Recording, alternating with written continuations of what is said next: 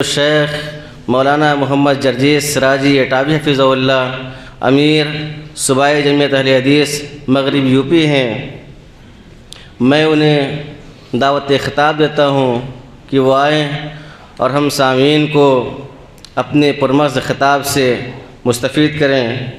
मुंतज़िर चश्म भी है, मुंतज़िर चश्म भी है, क़ल्ब भी है, जान भी है, आपके आने की हसरत भी है, अरमान भी है।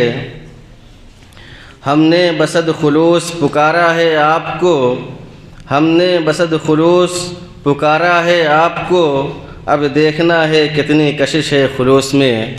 माइक पर फ़ज़ीलतुश शेख मौलाना मोहम्मद जर्जीस सिराजी अटावी। अस्सलामु अलैकुम वरहमतुल्लाहि वबरकातुहू।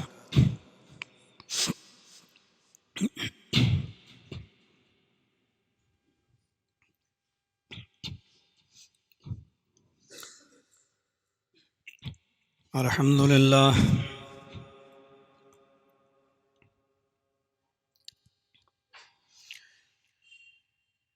अल्हम्दुलिल्लाहि नहमदुहु व नस्तईनुहु व नस्तगफिरुह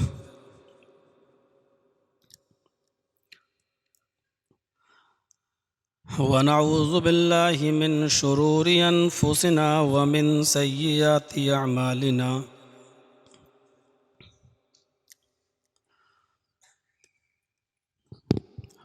मन यहदिहिल्लाहु फला मुज़िल्ल लहु व मन युज़लिल्हु फला हादिय लहु।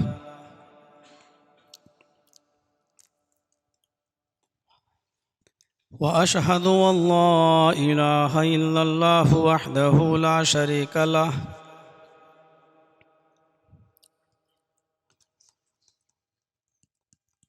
व अशहदु अन्न मुहम्मदन अब्दुहु व रसूलुहु।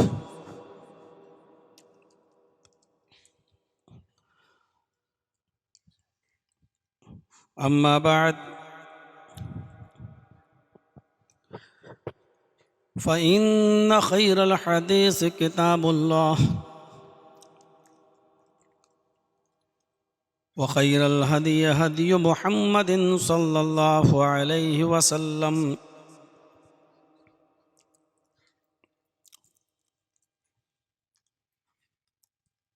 व शर्रुल उमूरि मुहदसातुहा व कुल्लु मुहदसतिन बिदअह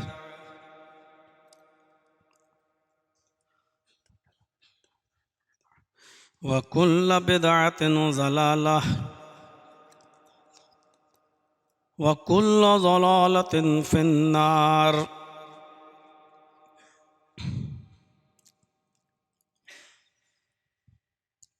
अऊज़ु बिल्लाहि मिनश शैतानिर रजीम। बिस्मिल्लाहिर रहमानिर रहीम।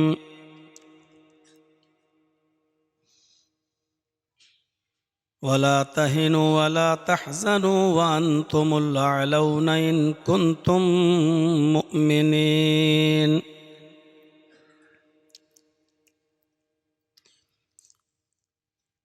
रब्बि इश्रह ली सदरी व यस्सिर ली अमरी वहलुल उक़दतम मिन लिसानी यफ़क़हू क़ौली।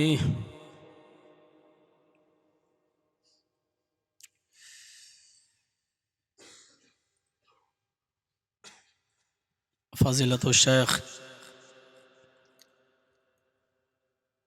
मौलाना जुनैद मक्की हफ़िज़हुल्लाह इस इजलास की जो शख्सियत निज़ामत कर रही है, हमारे मुअज़्ज़ज़ दोस्त फ़ज़ीलतुश शेख अब्दुल्लाह सऊद उस्मानी हफ़िज़हुल्लाह,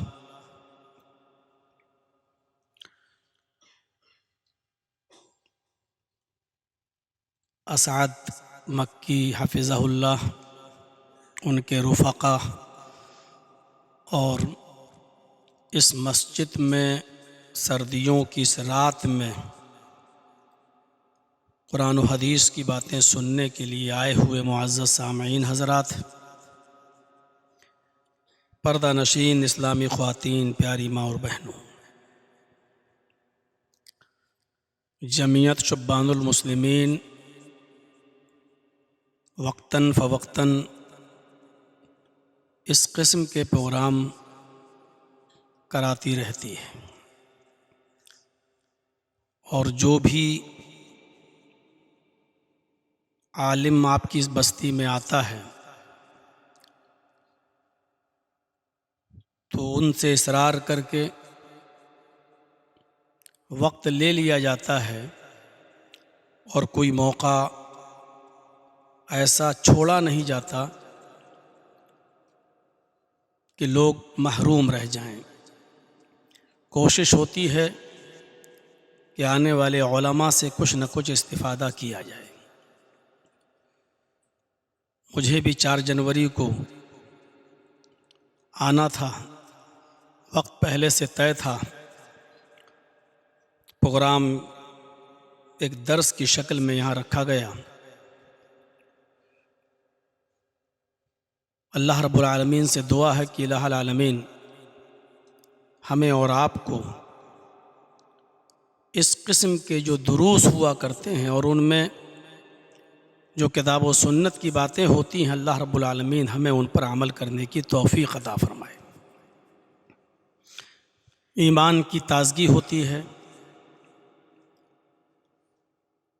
और जो सुस्ती होती है, हमारी अमलों की जो कोताही होती है, इस किस्म के प्रोग्रामों से वो कोताही थोड़ी दूर हो जाती है, और असर नौ एक ताज़गी सी इंसान महसूस करता है अपनी अमली ज़िंदगी के अंदर। 2 चीज़ें बड़ी अहम हैं इस्लाम के अंदर, एक ईमान और दूसरी अमल सालेह। कुरान करीम का जब आप मुताला करेंगे तो जा बजा ये पढ़ेंगे, बहुत सी जगहों पर आपको ये आयत मिलेगी, इल्लल्लज़ीना आमनू व अमिलुस्सालिहात। इसके साथ आगे पीछे कुछ जोड़ दिया जाता है। कहीं जोड़ा गया इल्लल्लज़ीना आमनू व अमिलुस्सालिहात फ़लहुम अजरुन गैरु ममनून। कहीं कहा गया इल्लल्लज़ीना आमनू व अमिलुस्सालिहात व तवासौ बिल हक़्क़ि व तवासौ बिस सब्र। लेकिन मुझे जिस तरफ इशारा करना है वो ये 2 चीज़ें हैं, ईमान और अमल सालेह।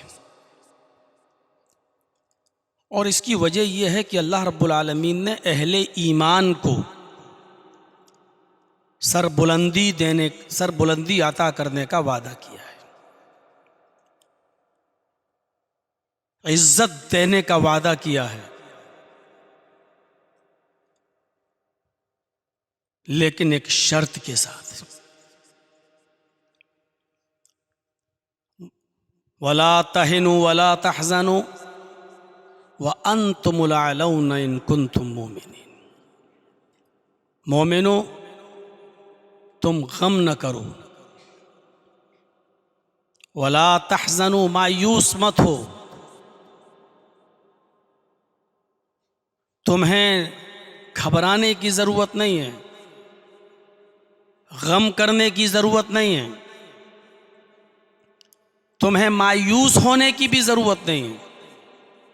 व अंतुमुल अअलौन, हम तुम्हें इज्जत देंगे, हम तुम्हें बुलंदी अता फरमाएंगे, हम तुम्हें ऊंचा रखेंगे, हम तुम्हें साहिब हुकूमत बनाएंगे। इन कुंतुम मोमिनीन, अगर तुम मोमिन हो जाओ तो। ये आगे वाला जुमला यही काबिल गौर है। फ़िक़ह की किताबें जब आप पढ़ेंगे तो उसमें आपको मफ़हूम मुखालिफ पढ़ाया जाएगा, बताया जाएगा, इसका भी मफ़हूम मुखालिफ निकालिए। अल्लाह ने कहा कि हम तुम्हें इज्जत देंगे, बुलंदी देंगे, साहिब हुकूमत बनाएंगे, शर्त यह है कि तुम पहले मोमिन बन जाओ। आज हम साहिब इज़्ज़त नहीं हैं, साहिब हुकूमत भी नहीं है, बुलंदी भी हमें नहीं मिल रही है, हर जगह हम रुस्वा और जलील भी हो रहे हैं। इसका मतलब यह है कि हमारे अंदर ईमान, मतलूबा ईमान नहीं है।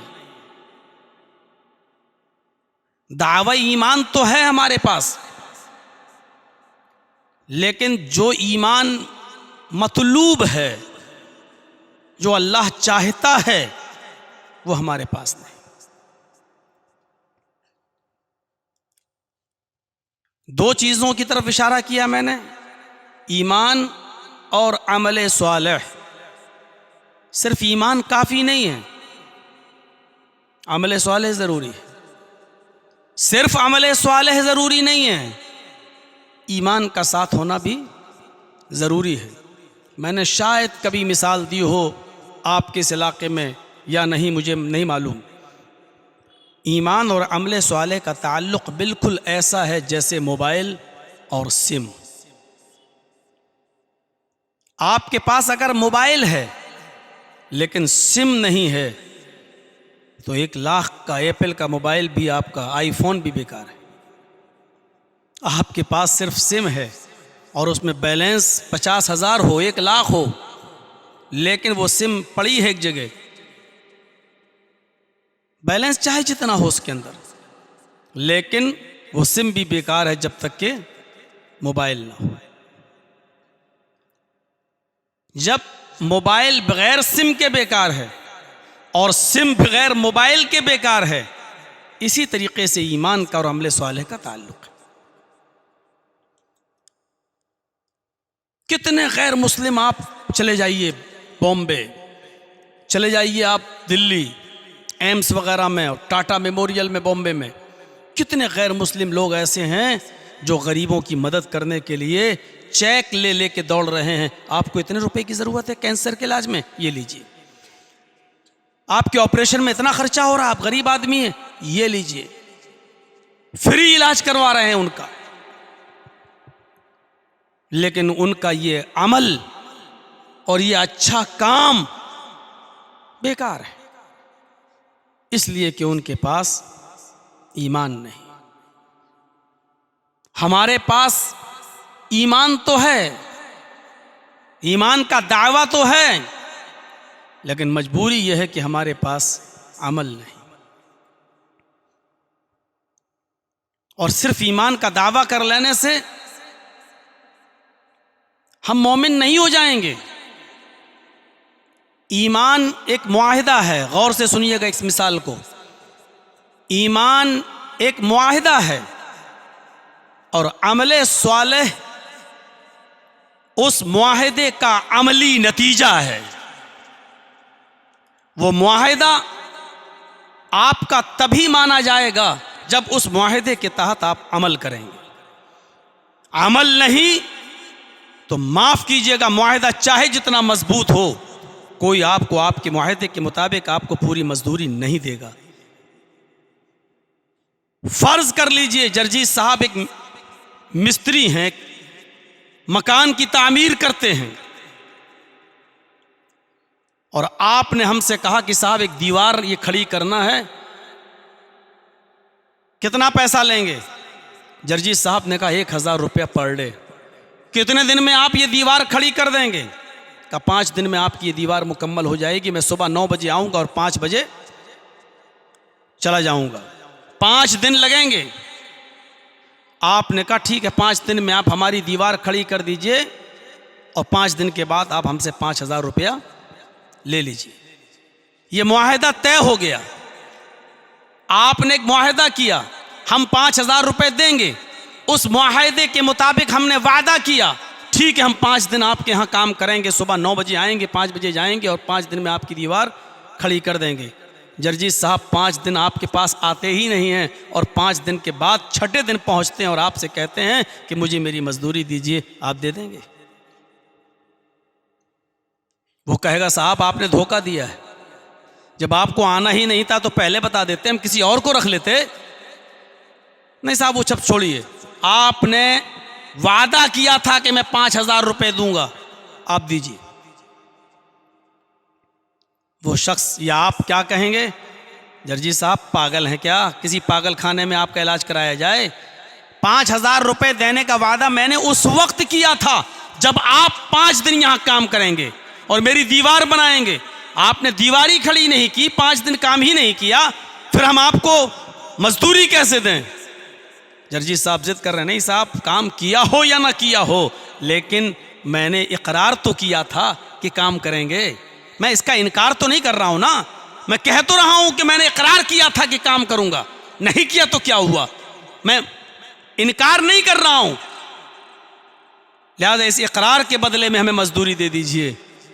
सारे लोग मिलकर हमें पागल कहेंगे, आपका फेवर करेंगे, हमारा नहीं। अगर हम मुकदमा दायर करते हैं कोर्ट में तो हम ही हारेंगे, क्योंकि हमारा उसूल, हमारी दलील कमजोर है। आपने एक मुआहिदा किया अल्लाह ताला से, अल्लाह ने कहा कि ये ईमान तुम्हें अपने अंदर पैदा करना है।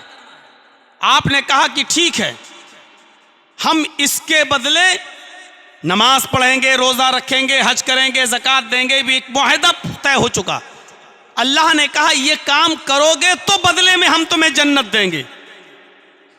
क़यामत के दिन आप खड़े हो जाइए और कहिएगा क्या अल्लाह तू मुझे जन्नत में दाखिल कर, क्योंकि तूने वादा किया था जन्नत में दाखिल करने का। तो अल्लाह रब्बुल आलमीन कहेगा मेरे बंदे ये इकरार था, मेरी शर्त थी कि तुम ये करोगे तो मैं ये करूंगा, तुमने हमारी शर्त पूरी नहीं की, इस मुआहदे पर तुमने अमल ही नहीं किया, तो जन्नत कैसे? हम चाहते हैं कि हम नमाज पढ़े नहीं हो जन्नत मिल जाए, हम चाहते हैं कि हम रोजे रखे नहीं हो जन्नत मिल जाए, हम चाहते हैं कि ईमान के साथ जो अमले स्वाले की शर्त लगी हुई है वो अमले स्वाले हम करें ही नहीं, अल्लाह सिर्फ अपना वादा पूरा कर ले, हमने उसके बदले में जो इकरार किया है वो पूरा नहीं करना है, सिर्फ इकरार के बदले में हम जन्नत हासिल कर लें। मेरे भाइयों ऐसा नहीं हो सकता है। ईमान एक मुआहिदा है, अमले स्वाले उसका अमली नतीजा है। जब तक हम यह अमल नहीं करेंगे अल्लाह रब्बुल आलमीन भी अपना वादा पूरा क्यों करेगा? हमें यह पहचानने की जरूरत है, यह समझने की जरूरत है हम अपने मुआहिदे पर कितना कारबंद हैं, कितना पाबंद हैं। जो मुआहिदा हम कर रहे हैं अमली नतीजा उसका कितना पक्का है, यह चीज जरा तवज्जो के से सुनने के लायक है और गौर करने की भी चीज है। कुरान बार बार कहता है वला तहिनु वला तहजनु व अंतुमुल आलौन, अल्लाह ने यह वादा किया है मोमिनो हम तुम्हें बुलंदी देंगे, हम तुम्हें इज्जत देंगे, हम तुम्हें इज्जत बख्शेंगे, लेकिन शर्त यह है कि तुम अपने अंदर ईमान पैदा कर लो। इन कुंतुम मोमिनीन, पहले तुम मोमिन बनकर दिखाओ। इसका मतलब यह है कि मतलूबा ईमान हमारे अंदर नहीं है। मतलूबा ईमान क्या है? यह चीज अगर आज आपने गौर कर ली और समझ गए तो इंशाअल्लाह बहुत आसानी पैदा हो जाएगी। मतलूबा ईमान क्या है? पहली चीज यह है कि ईमान जब किसी के अंदर आ जाता है, ईमान जब किसी के अंदर आ जाता है तो ईमान की पहली निशानी यह है कि डर और खौफ मोमिन के अंदर से निकल जाता है। मैं इसको यूं कह सकता हूं कि जिसके अंदर जितना ज्यादा ईमान होगा उसके अंदर दुनिया और दुनियादारों का डर उतना ही कम होगा और अल्लाह का खौफ उतना ही ज्यादा होगा। इसको एक और मिसाल से समझने की कोशिश कीजिए। ईमान हमारी बुनियाद है, हमारा रिश्ता अपनी बुनियाद से जितना मजबूत होगा हम उतनी ही तरक्की करेंगे।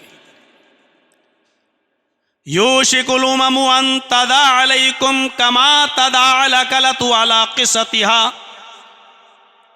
अबू दाऊद किताबुल मलाहिम के अल्फाज हैं, एक ऐसा ज़माना तुम्हारे ऊपर आ जाएगा कि तुम देखोगे कि तुम्हारे ऊपर सारी कौमें से टूट पड़ेंगी, तुम्हारे ऊपर दुनिया की सारी कौमें से टूट पड़ेंगी, जैसे भूखे लोग दस्तरखान के ऊपर टूट पड़ते हैं, जैसे भूखे लोग दस्तरखान के ऊपर टूट पड़ते हैं।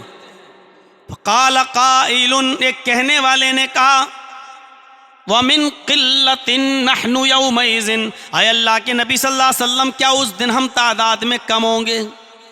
क्या हमारी किल्लत होगी? क्या हमारी तादाद ज़्यादा नहीं होगी कि सारे लोग हमारे ऊपर टूट पड़ें और हमारा मजाक उड़ाएं, हमें टुकड़े टुकड़े कर दें? तो अल्लाह के नबी सल्लल्लाहु अलैहि वसल्लम ने फरमाया, नहीं नहीं, तुम्हारी तादाद कम नहीं होगी, बल अंतुम यौमइज़िन कसीर, तुम्हारी तादाद बहुत ज़्यादा होगी, बहुत ज़्यादा तुम तादाद में होगे, लेकिन वलाकिन्नकुम गुसाउन का गुसा इस्साइल, कीड़े मकोड़ों की तरह, कूड़ा करकट की तरह, जैसे समंदर की मौजें उनको जहां चाहती हैं बहा ले जाती हैं, ऐसे ही दुनिया की सारी कौमें तुम्हें जहां चाहेंगी वहां बहाएंगी, जैसा नचाना चाहेंगी वैसा नाचोगे। क्यों? क्योंकि अल्लाह रब्बुल आलमीन तुम्हारे दिलों में वहन डाल देगा, काफिरों के दिलों से तुम्हारा रोब व दबदबा निकाल देगा, तुम्हारा खौफ, तुम्हारा दबदबा जो उनके दिलों में बैठा हुआ वो निकाल देगा और तुम्हारे दिलों में वहन डाल देगा।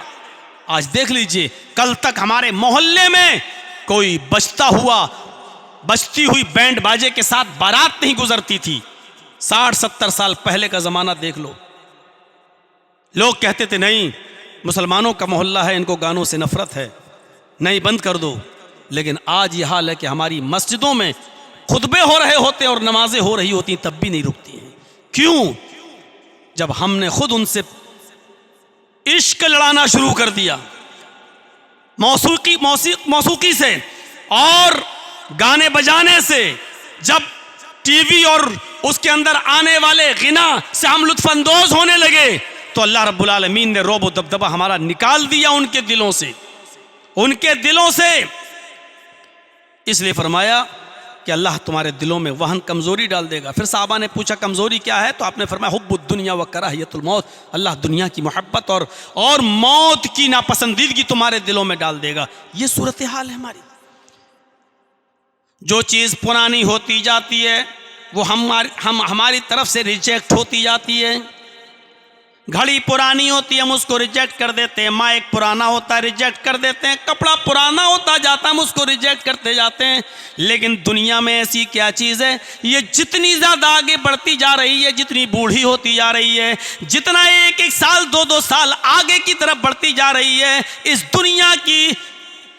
दुनिया की रंगीनी हमें उतने ही आज हमें अपना गर्विदा करती जा रही है, आज हमें अपने चंगुल में ले रही है। ये दुनिया जितनी बूढ़ी होती जा रही है, आज हम इसके अंदर उतने ही घुलते जा रहे हैं, उसमें उतने ही मगन हो रहे हैं। इस पुरानी दुनिया से, इस बूढ़ी दुनिया से हमें नफरत क्यों नहीं हो रही है? इमाम कायनात ने ये नहीं कहा कि तुम नफरत करो, दुनिया से बिल्कुल कतई ताल्लुक हो जाओ। अल्लाह तबारक व तआला ने भी ये नहीं कहा मुसलमानों तुम दुनिया बिल्कुल छोड़ दो। उसने बताया तुम दुनिया भी मांगो और आखिरत भी मांगो, दुनिया की भलाइयाँ तलब करो और आखिरत की भलाइयाँ भी तलब करो। दुनिया में भी कुछ चीज़ें बुरी हैं, आखिरत के अंदर भी कुछ चीज़ें बुरी हैं। आखिरत की और दुनिया की बुरी चीज़ों से तुम अल्लाह की पनाह मांगो और ये दुआ करते रहा करो, रब्बना आतिना फिद दुनिया हसनतन व फिल आखिरति हसना व क़िना अज़ाबन्नार। ऐ अल्लाह हमें दुनिया की खूबियों से नवाज, दुनिया की अच्छाइयों से नवाज, और वफिल आखिरत हसना, और आखिरत में जो अच्छाइयाँ, जो भलाइयाँ, जो खूबियाँ तूने रखी हैं, तो उन खूबियों और भलाइयों से तू हमें नवाज दे। वक़िना अज़ाबन्नार, और जहन्नम के अजाब से तू हमें नजात अता फरमा। मेरे भाइयों, कतई ताल्लुक होने को नहीं कहा है, सिर्फ दुनिया की अच्छी चीज़ों को लेने के लिए कहा है। लेकिन दुनिया जितनी बूढ़ी होती जा रही है हम उसमें उतने ही मगन होते जा रहे हैं, और जितना हम दुनिया में मगन हो रहे हैं उतना ईमान से हम दूर हो रहे हैं, यानी कि अपनी बुनियाद से दूर हो रहे हैं। बुनियाद हमने छोड़ दी। एक मिसाल पर गौर कीजिए, आम का पेड़ लगा है, पहले आम का फल उसमें छोटा था, धीरे धीरे बड़ा हुआ। पहले उसमें खट्टापन था, अब उसके अंदर मीठापन आ गया। छोटे आम से बड़ा हुआ, खट्टे से मीठा हुआ। इस आम के अंदर दिन ब दिन तरक्की होती जा रही है। क्यों? क्योंकि ये अपनी बुनियाद से जुड़ा हुआ है। कभी आपने गौर किया है कि हवा चली और चंद आम आपस में टकराए, उन आमों में एक आम टूट जाता है और जैसे ही वो टूटता है वो आम जमीन के ऊपर गिरता है। मैं आपसे पूछना चाहता हूं कि जब आम ने अपनी बुनियाद को छोड़ा तो जमीन के ऊपर क्यों आया? उस आम को आसमान की बुलंदी ने अपनी तरफ क्यों नहीं खींचा? वो आम ऊपर की तरफ क्यों नहीं गया? जब आम टूटा पेड़ से तो वो नीचे की तरफ क्यों आया? आम का अपने पेड़ से टूटना और उस पेड़ से कतई ताल्लुक होना, फिर उसका नीचे गिरना हमें ये इबरत बता दे रहा है कि जो चीज़ अपनी बुनियाद को छोड़ देती है वो पस्ती की तरफ आती है, वो जिल्लत की तरफ आती है, वो रुसवाई की तरफ आती है। वो कभी तरक्की नहीं कर सकती, वो कभी बुलंदी पर नहीं जा सकती है, क्योंकि उसने अपनी बुनियाद से अपना रिश्ता तोड़ लिया है। जब वो ज़मीन पर गिरेगी तो ज़मीन पर खेलने वाले कुछ लड़के उस आम पर टूट पड़ेंगे। जिसके हाथ में आएगा वो ले जाएगा, टूटेंगे उसके ऊपर, गिरेंगे उसके ऊपर। और यह भी हो सकता है कि आम चीना झपटी में दब जाए, मसल दिया जाए और न ये खा सके न वो खा सके, किसी के काम ना आए, ऐसा भी हो सकता है। आम का अपनी बुनियाद से टूटना और जमीन पे गिरना हमें ये दर्स दे रहा है, हमें ये सबक दे रहा है कि बुनियाद से जब तक कोई चीज जुड़ी है मीठा होती जाएगी, तरक्की करेगी, बढ़ती जाएगी, उसमें दिन ब दिन इजाफा होता जाएगा। लेकिन जब बुनियाद से अपना रिश्ता तोड़ेगी तो फिर उसका मुकद्दर तरक्की नहीं है, उसका मुकद्दर तनज़्ज़ुली है, उसका मुकद्दर जमीन पर आना है, जिल्लत, रुसवाई उसका मुकद्दर है। हमारा ईमान से जितनी बुनियाद हमारी मजबूत होगी, हमारी बुनियाद क्या? ईमान। ईमान से हमारा रिश्ता जितना मजबूत होगा हम उतना तरक्की करेंगे। इसीलिए अल्लाह ने हमारी बुनियाद को ईमान से जोड़ते हुए कहा, इन कुंतुम मुमिनीन, हम तुम्हें बुलंदी देंगे, हम तुम्हें ऊंचा उठाएंगे, हम तुम्हें सरदारी देंगे, दिन पे दिन तुम्हारी इज्जत में इजाफा करेंगे। शर्त तुम पहले ईमान वाले बन जाओ, तुम ईमान से अपनी बुनियाद को मजबूत करो, पहले मोमिन तो बन जाओ। नहीं है अभी 1.5-2 महीने के बाद, 3 महीने के बाद जो इलेक्शन आएंगे उसमें हम देख लें कि हम कितने % मुत्तफिक हैं और मुत्तहिद हैं। देख लीजिएगा नजरिया हमारा, हमारी विचारधाराएं, हमारे नजरियात, हमारे इख्तिलाफात, हमारा इंतिशार, हमारी नाइत्तिफाकी, जो वो चाह रहे हैं दूसरे लोग, हम उनको वही मौका फराहम कर रहे हैं। देख लीजिएगा भी, हमने ईमान से अपने रिश्ते को मुनक़ता कर लिया है, बुनियाद। एक और मिसाल से समझने की कोशिश कीजिए। जरजीत साहब एक पतंग उड़ा रहे हैं, ढील देते जाते हैं, पतंग उड़ती जा रही है।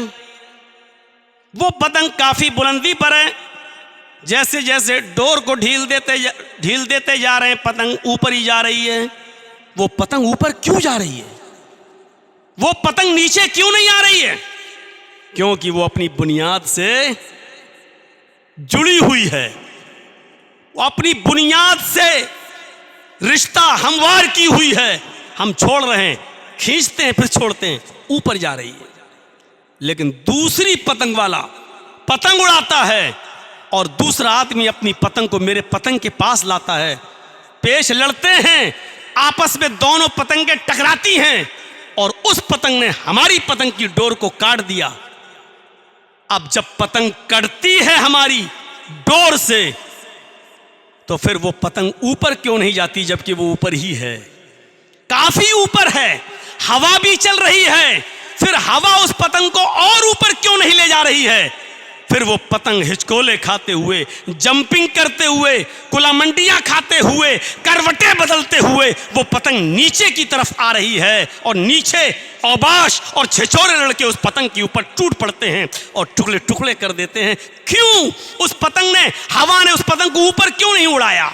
वो पतंग तो उड़ रही थी, फिर और ऊपर क्यों नहीं गई? डोर से कटने के बाद हवा उसको और ऊपर क्यों नहीं ले गई? इसलिए नहीं ले गई, पतंग का डोर से कटना फिर नीचे की तरफ आना हमें चीख चीख कर यह दर्स दे रहा है पतंग ने अपनी बुनियाद से अपना रिश्ता तोड़ लिया है। अब ये पतंग कभी तरक्की नहीं कर सकती है, कभी रफ़ात और बुलंदी पर नहीं जा सकती है। अब ये तनज़्ज़ुली की तरफ आएगी, ये नीचे आएगी, जलील होगी। औबाश लड़के इस पतंग पर छीना झपटी करके इसको फाड़ देंगे। ईमान से जब हमारा रिश्ता मजबूत होगा हम बुलंदी पर जाएंगे, ईमान से हमारा रिश्ता मजबूत नहीं होगा, मुनक़ता हो जाएगा, तो दुनिया की सारी कौमें हमारे ऊपर टूट पड़ेंगी। और इसी को कहा था अल्लाह के रसूल ने, यूशिकुल उममु अन तदा अलैकुम कमा तदा अलकलतु अला क़िसतिहा। क्यों कहा था दुनिया की सारी कौमें टूट पड़ेंगी? क्योंकि ईमान से हमारा रिश्ता मुनक़ता हो जाएगा। आज हम नजरिया डालें, नजरें डालें अपने समाज पर, अपनी सोसाइटी पर, खुद गौर करें हम। और जिनके अंदर ईमान है या जो ईमान का दावा करते हैं, हम और आप सब, इसमें हम लोग भी शामिल हैं। उलमा कोई फरिश्ते नहीं होते हैं। हम अपने गरीबानों में भी झांक कर देखें, हम और आप सब जिनके पास ईमान का दावा है वो ये देखें कि वो अपने दावे में कितने परसेंट ईमान वाले हैं। परसेंटेज का लिहाज करें। ईमान की पहली सिफत, ईमान की पहली खुसूसियत कि जब किसी के अंदर ईमान आ जाता है और वो अपने आप अपने अंदर ईमान पैदा कर लेता है तो कायनात का खौफ उसके अंदर से निकल जाता है, अल्लाह का खौफ उसके अंदर आ जाता है। अभी मान लीजिए आपको जलसे की एक परमिशन मिली है 10 बजे तक, एक मिसाल दे रहा हूँ, बाहर जलसा हो रहा हो रोड पे 10 बजे तक, और आप चला रहे हैं 10:30-11 बजे, एक पुलिस वाला खड़ा हो जाए सब डर जाएंगे। 5-6 आदमी मोहल्ले में शराबी हैं, पुलिस को इन्फॉर्मेशन मिली है यहाँ मोहल्ले में शराब पी जाती है, एक पुलिस वाला आ जाए और डांटना सबको शुरू कर दे तो सब भीगी बिल्ली बने खड़े रहेंगे। वो निहत्ता है, उसके पास पिस्टल नहीं है, बंदूक नहीं है, डंडा नहीं है, अकेला वो सबको डांटता है, पूरा मोहल्ला सुन रहा है, कोई उसे तू तलाक करके बात नहीं कर रहा, कोई भी उसको मारने के लिए आगे नहीं बढ़ता है। लोग भीगी बिल्ली बनकर सुन रहे हैं। क्यों? एक पुलिस वाला अकेले निहत्ता होकर सबके ऊपर हावी है। क्यों? पुलिस वाले के अंदर ये ताकत क्यों आई है? क्योंकि पुलिस वाला जानता है कि हम अकेले नहीं हैं, हमारे पास गवर्नमेंट की ताकत है, सरकार की ताकत है, हम ऑन ड्यूटी हैं। अगर एक ने भी हमारे साथ बदतमीजी की तो हमारी एक कॉल पर पूरा मोहल्ला छावनी में तब्दील हो जाएगा। हम उसको बदतमीजी के साथ नहीं बोल सकते हैं, ना मार सकते हैं। क्यों? क्योंकि हमें मालूम है कि वो अकेला नहीं है, उसके पास सरकार की ताकत है।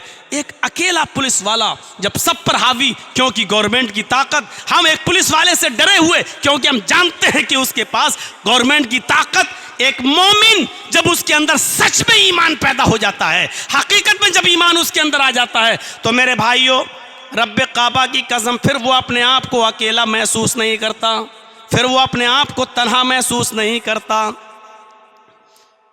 वो जानता है कि ये दुनिया एक तरफ लेकिन मेरा रब मेरे साथ है।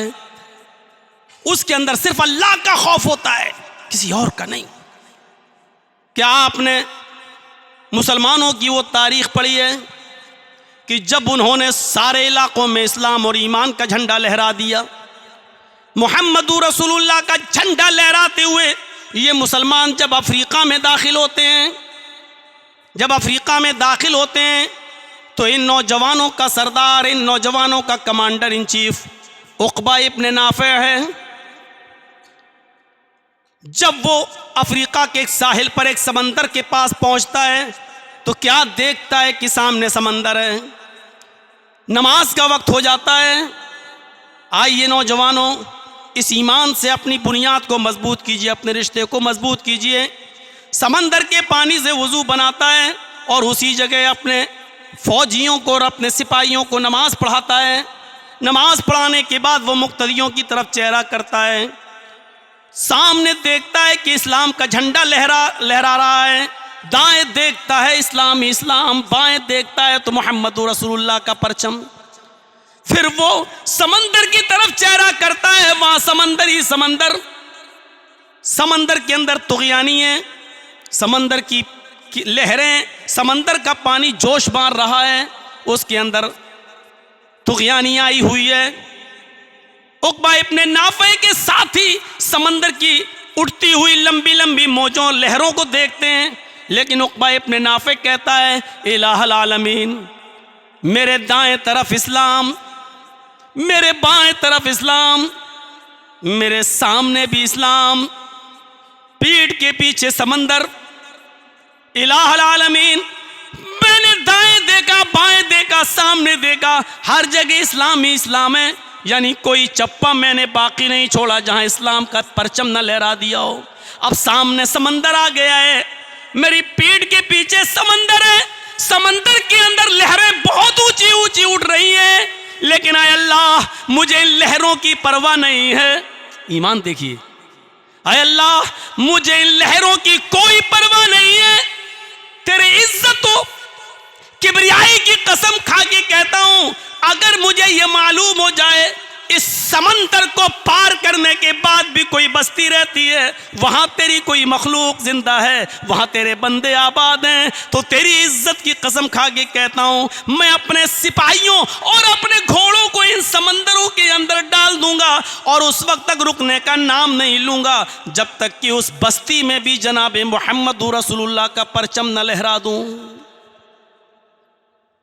उक़बा इब्ने नाफ़े के अंदर ये ईमान, समंदर की उठती हुई लहरें और मौजें, जहां बड़े बड़े तैरने वाले भी अपने स्टीमर को जल्दी डालते नहीं हैं, कहीं उलट ना दे समंदर की लहरें। बड़े बड़े पानी में चलने वाले जहाज, शिप, डरते हैं उनके चलाने वाले, कहीं समंदर की बड़ी मछली कहीं हमारे जहाज को उलट ना दे। लेकिन उक़बा इब्ने नाफ़े का ईमान देखिए, इलाहुल आलमीन, अगर पता चल जाए कि समंदर को पार करने के बाद भी कोई बस्ती रहती है, मैं नबी नहीं हूं कि जिब्राइल मुझे खबर दे दें, मुझे मालूम नहीं है कि इस समंदर को पार करने के बाद भी तेरी कोई बस्ती रहती है, अगर इतना मालूम हो जाए इस समंदर को पार करने के बाद भी तेरी मखलूक है, जिंदा है, तो तेरी इज्जत किबरियाई की कसम खा के कहता हूं मैं उस वक्त अपने घोड़ों को समंदर में डाल दूंगा और उस वक्त तक रुकने का नाम नहीं लूंगा जब तक कि उस बस्ती के अंदर भी तेरे नबी जनाब मोहम्मद रसूलुल्लाह का झंडा न फहरा दूं। ये कौन सी ताकत थी, उसको समंदर की लहरें नहीं रोक रही हैं। क्यों? ईमान पैदा हो गया, ईमान से रिश्ता जोड़ लिया। आज ईमानदारी के साथ बोलिए, हम तो अपने घरों से शैतानी चीजें नहीं निकाल सकते हैं, हम अपने बच्चों के अंदर ईमानी जुर्रत क्या पैदा करेंगे और ईमानी रिश्ता क्या मजबूत करेंगे।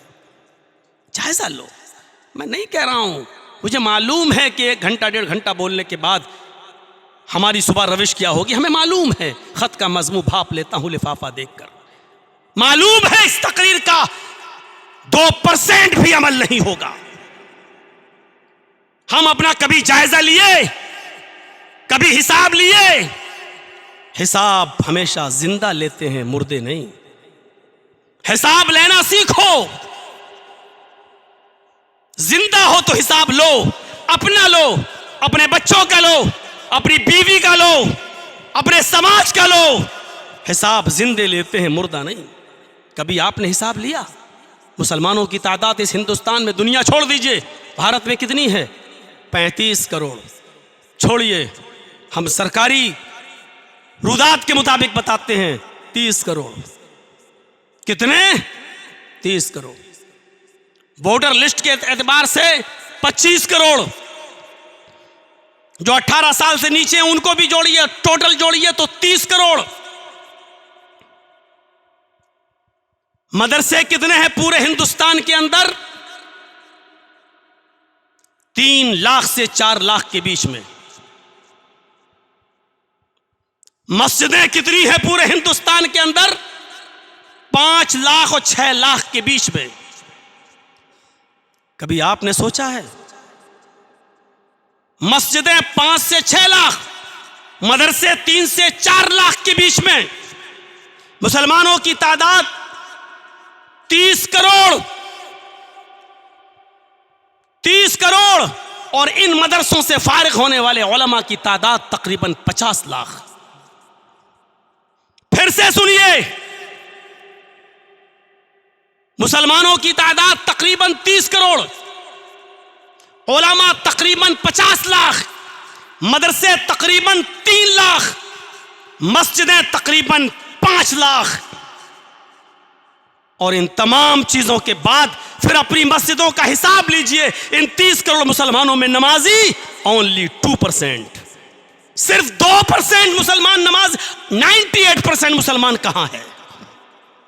या 98% मुसलमान क्या कर रहा है?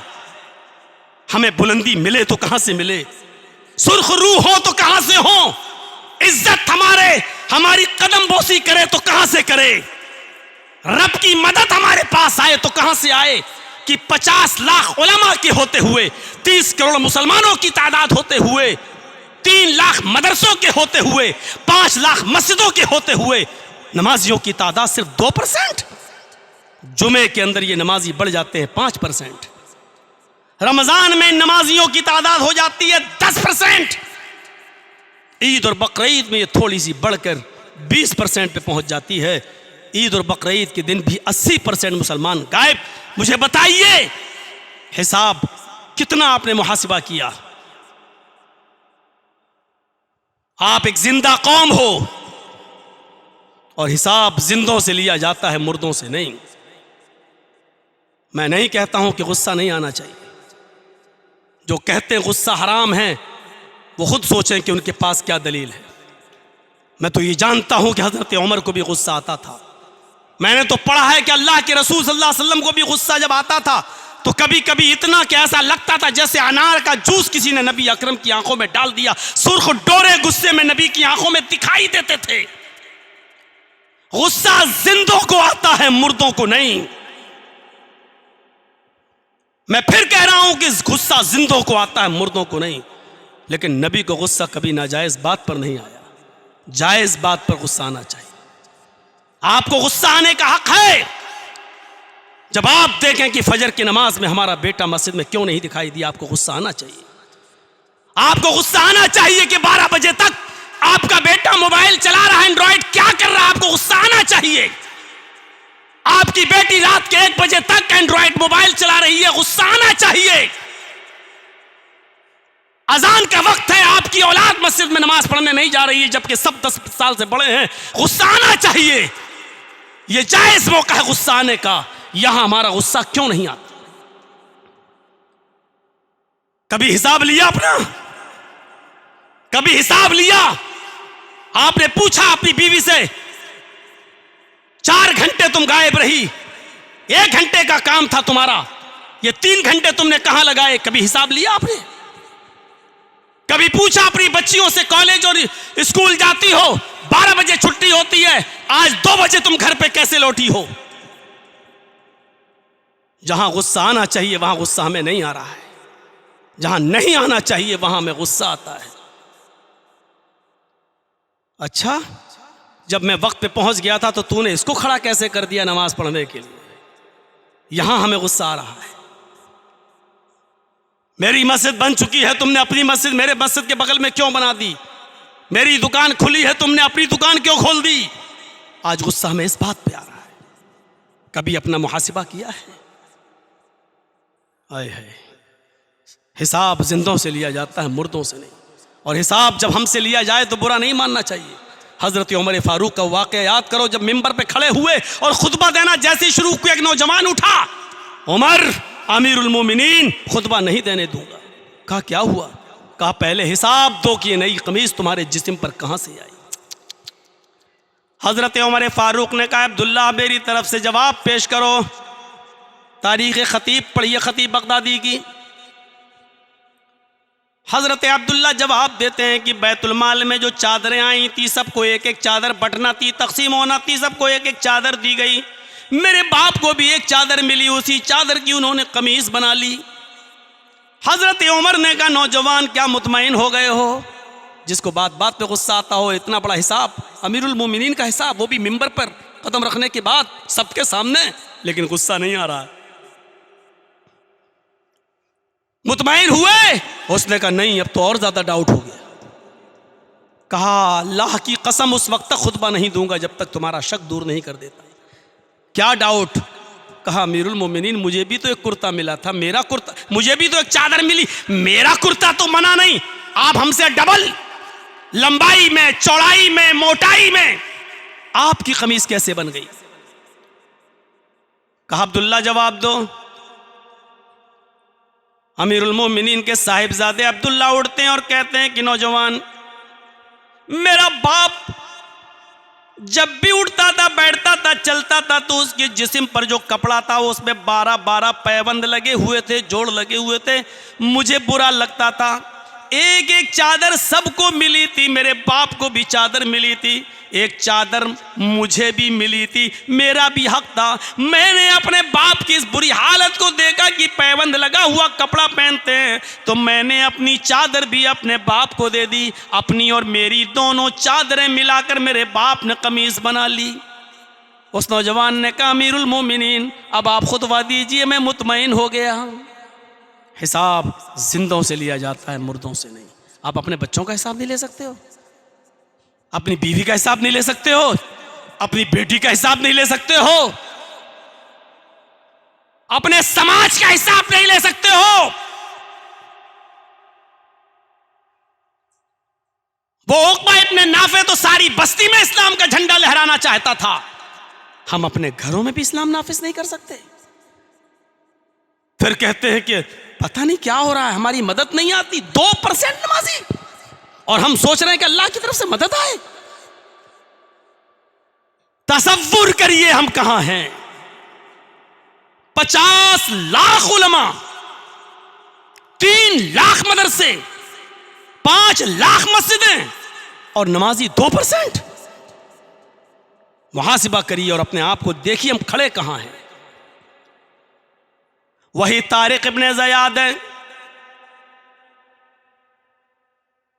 समंदर का सीना चीरता हुआ जब उंदुलुस की सरजमीन पर पहुंचता है तो अपने साथियों से कहता है, साथियों जितनी कश्तियां तुम लेकर आए हो और जिन कश्तियों में सवार होकर तुम यहां आए हो, उन कश्तियों में तुम आग लगा दो।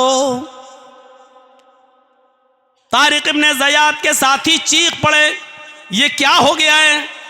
अरे उंदुलुस पर इस्लाम का झंडा लहराने के बाद फिर हम अपनी बीवी बच्चों से मिलने के लिए जाएंगे, जब कश्तियां ही जला दी जाएंगी तो हम वापस कहां से जाएंगे? तारिक इब्न ज़ियाद का चीखता हुआ जवाब सुनिए, घर वापसी का तसव्वुर तुम्हें उंदुलुस को फतह नहीं करने देगा, इसलिए अब उंदुलुस में आ चुके हो, इन कश्तियों को आग लगा दो। अब उंदुलुस में तुम्हें 2 ही काम करना है, या तो जिंदा रहकर इस्लाम का झंडा लहराना है या इसी जगह मरकर शहीद हो जाना है। घर वापस जाने का तसव्वुर अब तुम अपने दिमाग में मत रखो। अगर घर वापसी का तसव्वुर तुम्हारे दिमाग में रहा तो फिर तुम उंदुलुस को फतह नहीं कर पाओगे। तुम्हें यहीं लड़ना है, या तो हमें जिंदा रहना है तो इस्लाम का झंडा लहराना है, या इसी उंदुलुस की सरजमीन पर मरकर हमें मेरे भाइयों शहीद हो जाना है। गौर करिए तारिक इब्न ज़ियाद के अंदर ये ईमानी कशिश कैसे पैदा हो गई। कश्तियां जला दी गई, कश्तियों में आग लगा दी गई, कश्तियां आग के हवाले कर दी गई, और कोई भी तारिक इब्न ज़ियाद का साथी फिर घर वापसी का तसव्वुर नहीं कर सका। अब यही रहना है, मरना जीना जो कुछ भी है अब हमें उंदुलुस के अंदर करना है। घर वापस जाने का ख्याल उनके दिमागों से निकल गया है। मैंने वही कहा था, जब किसी के अंदर ईमान पैदा हो जाए तो फिर वो सिर्फ एक अल्लाह से डरता है, उसके अंदर कोई चीज़, कोई खौफ बाकी नहीं रहता। कायनात एक तरफ, वो अकेला एक तरफ। हजारों वाक़यात आपको ऐसे मिलेंगे। पढ़िए साहबा किराम की जिंदगी, कौन सी चीज थी? हजरत बिलाल को काफिरों ने नंगा कर दिया, ऊपर का कपड़ा उतार दिया, तपती हुई रेत के ऊपर लिटा दिया। तसव्वुर करो कि पीठ जल रही है, इस पर भी उनको चैन नहीं मिलता है। एक भारी पत्थर लाकर उनकी पीठ पर रख दिया जाता है।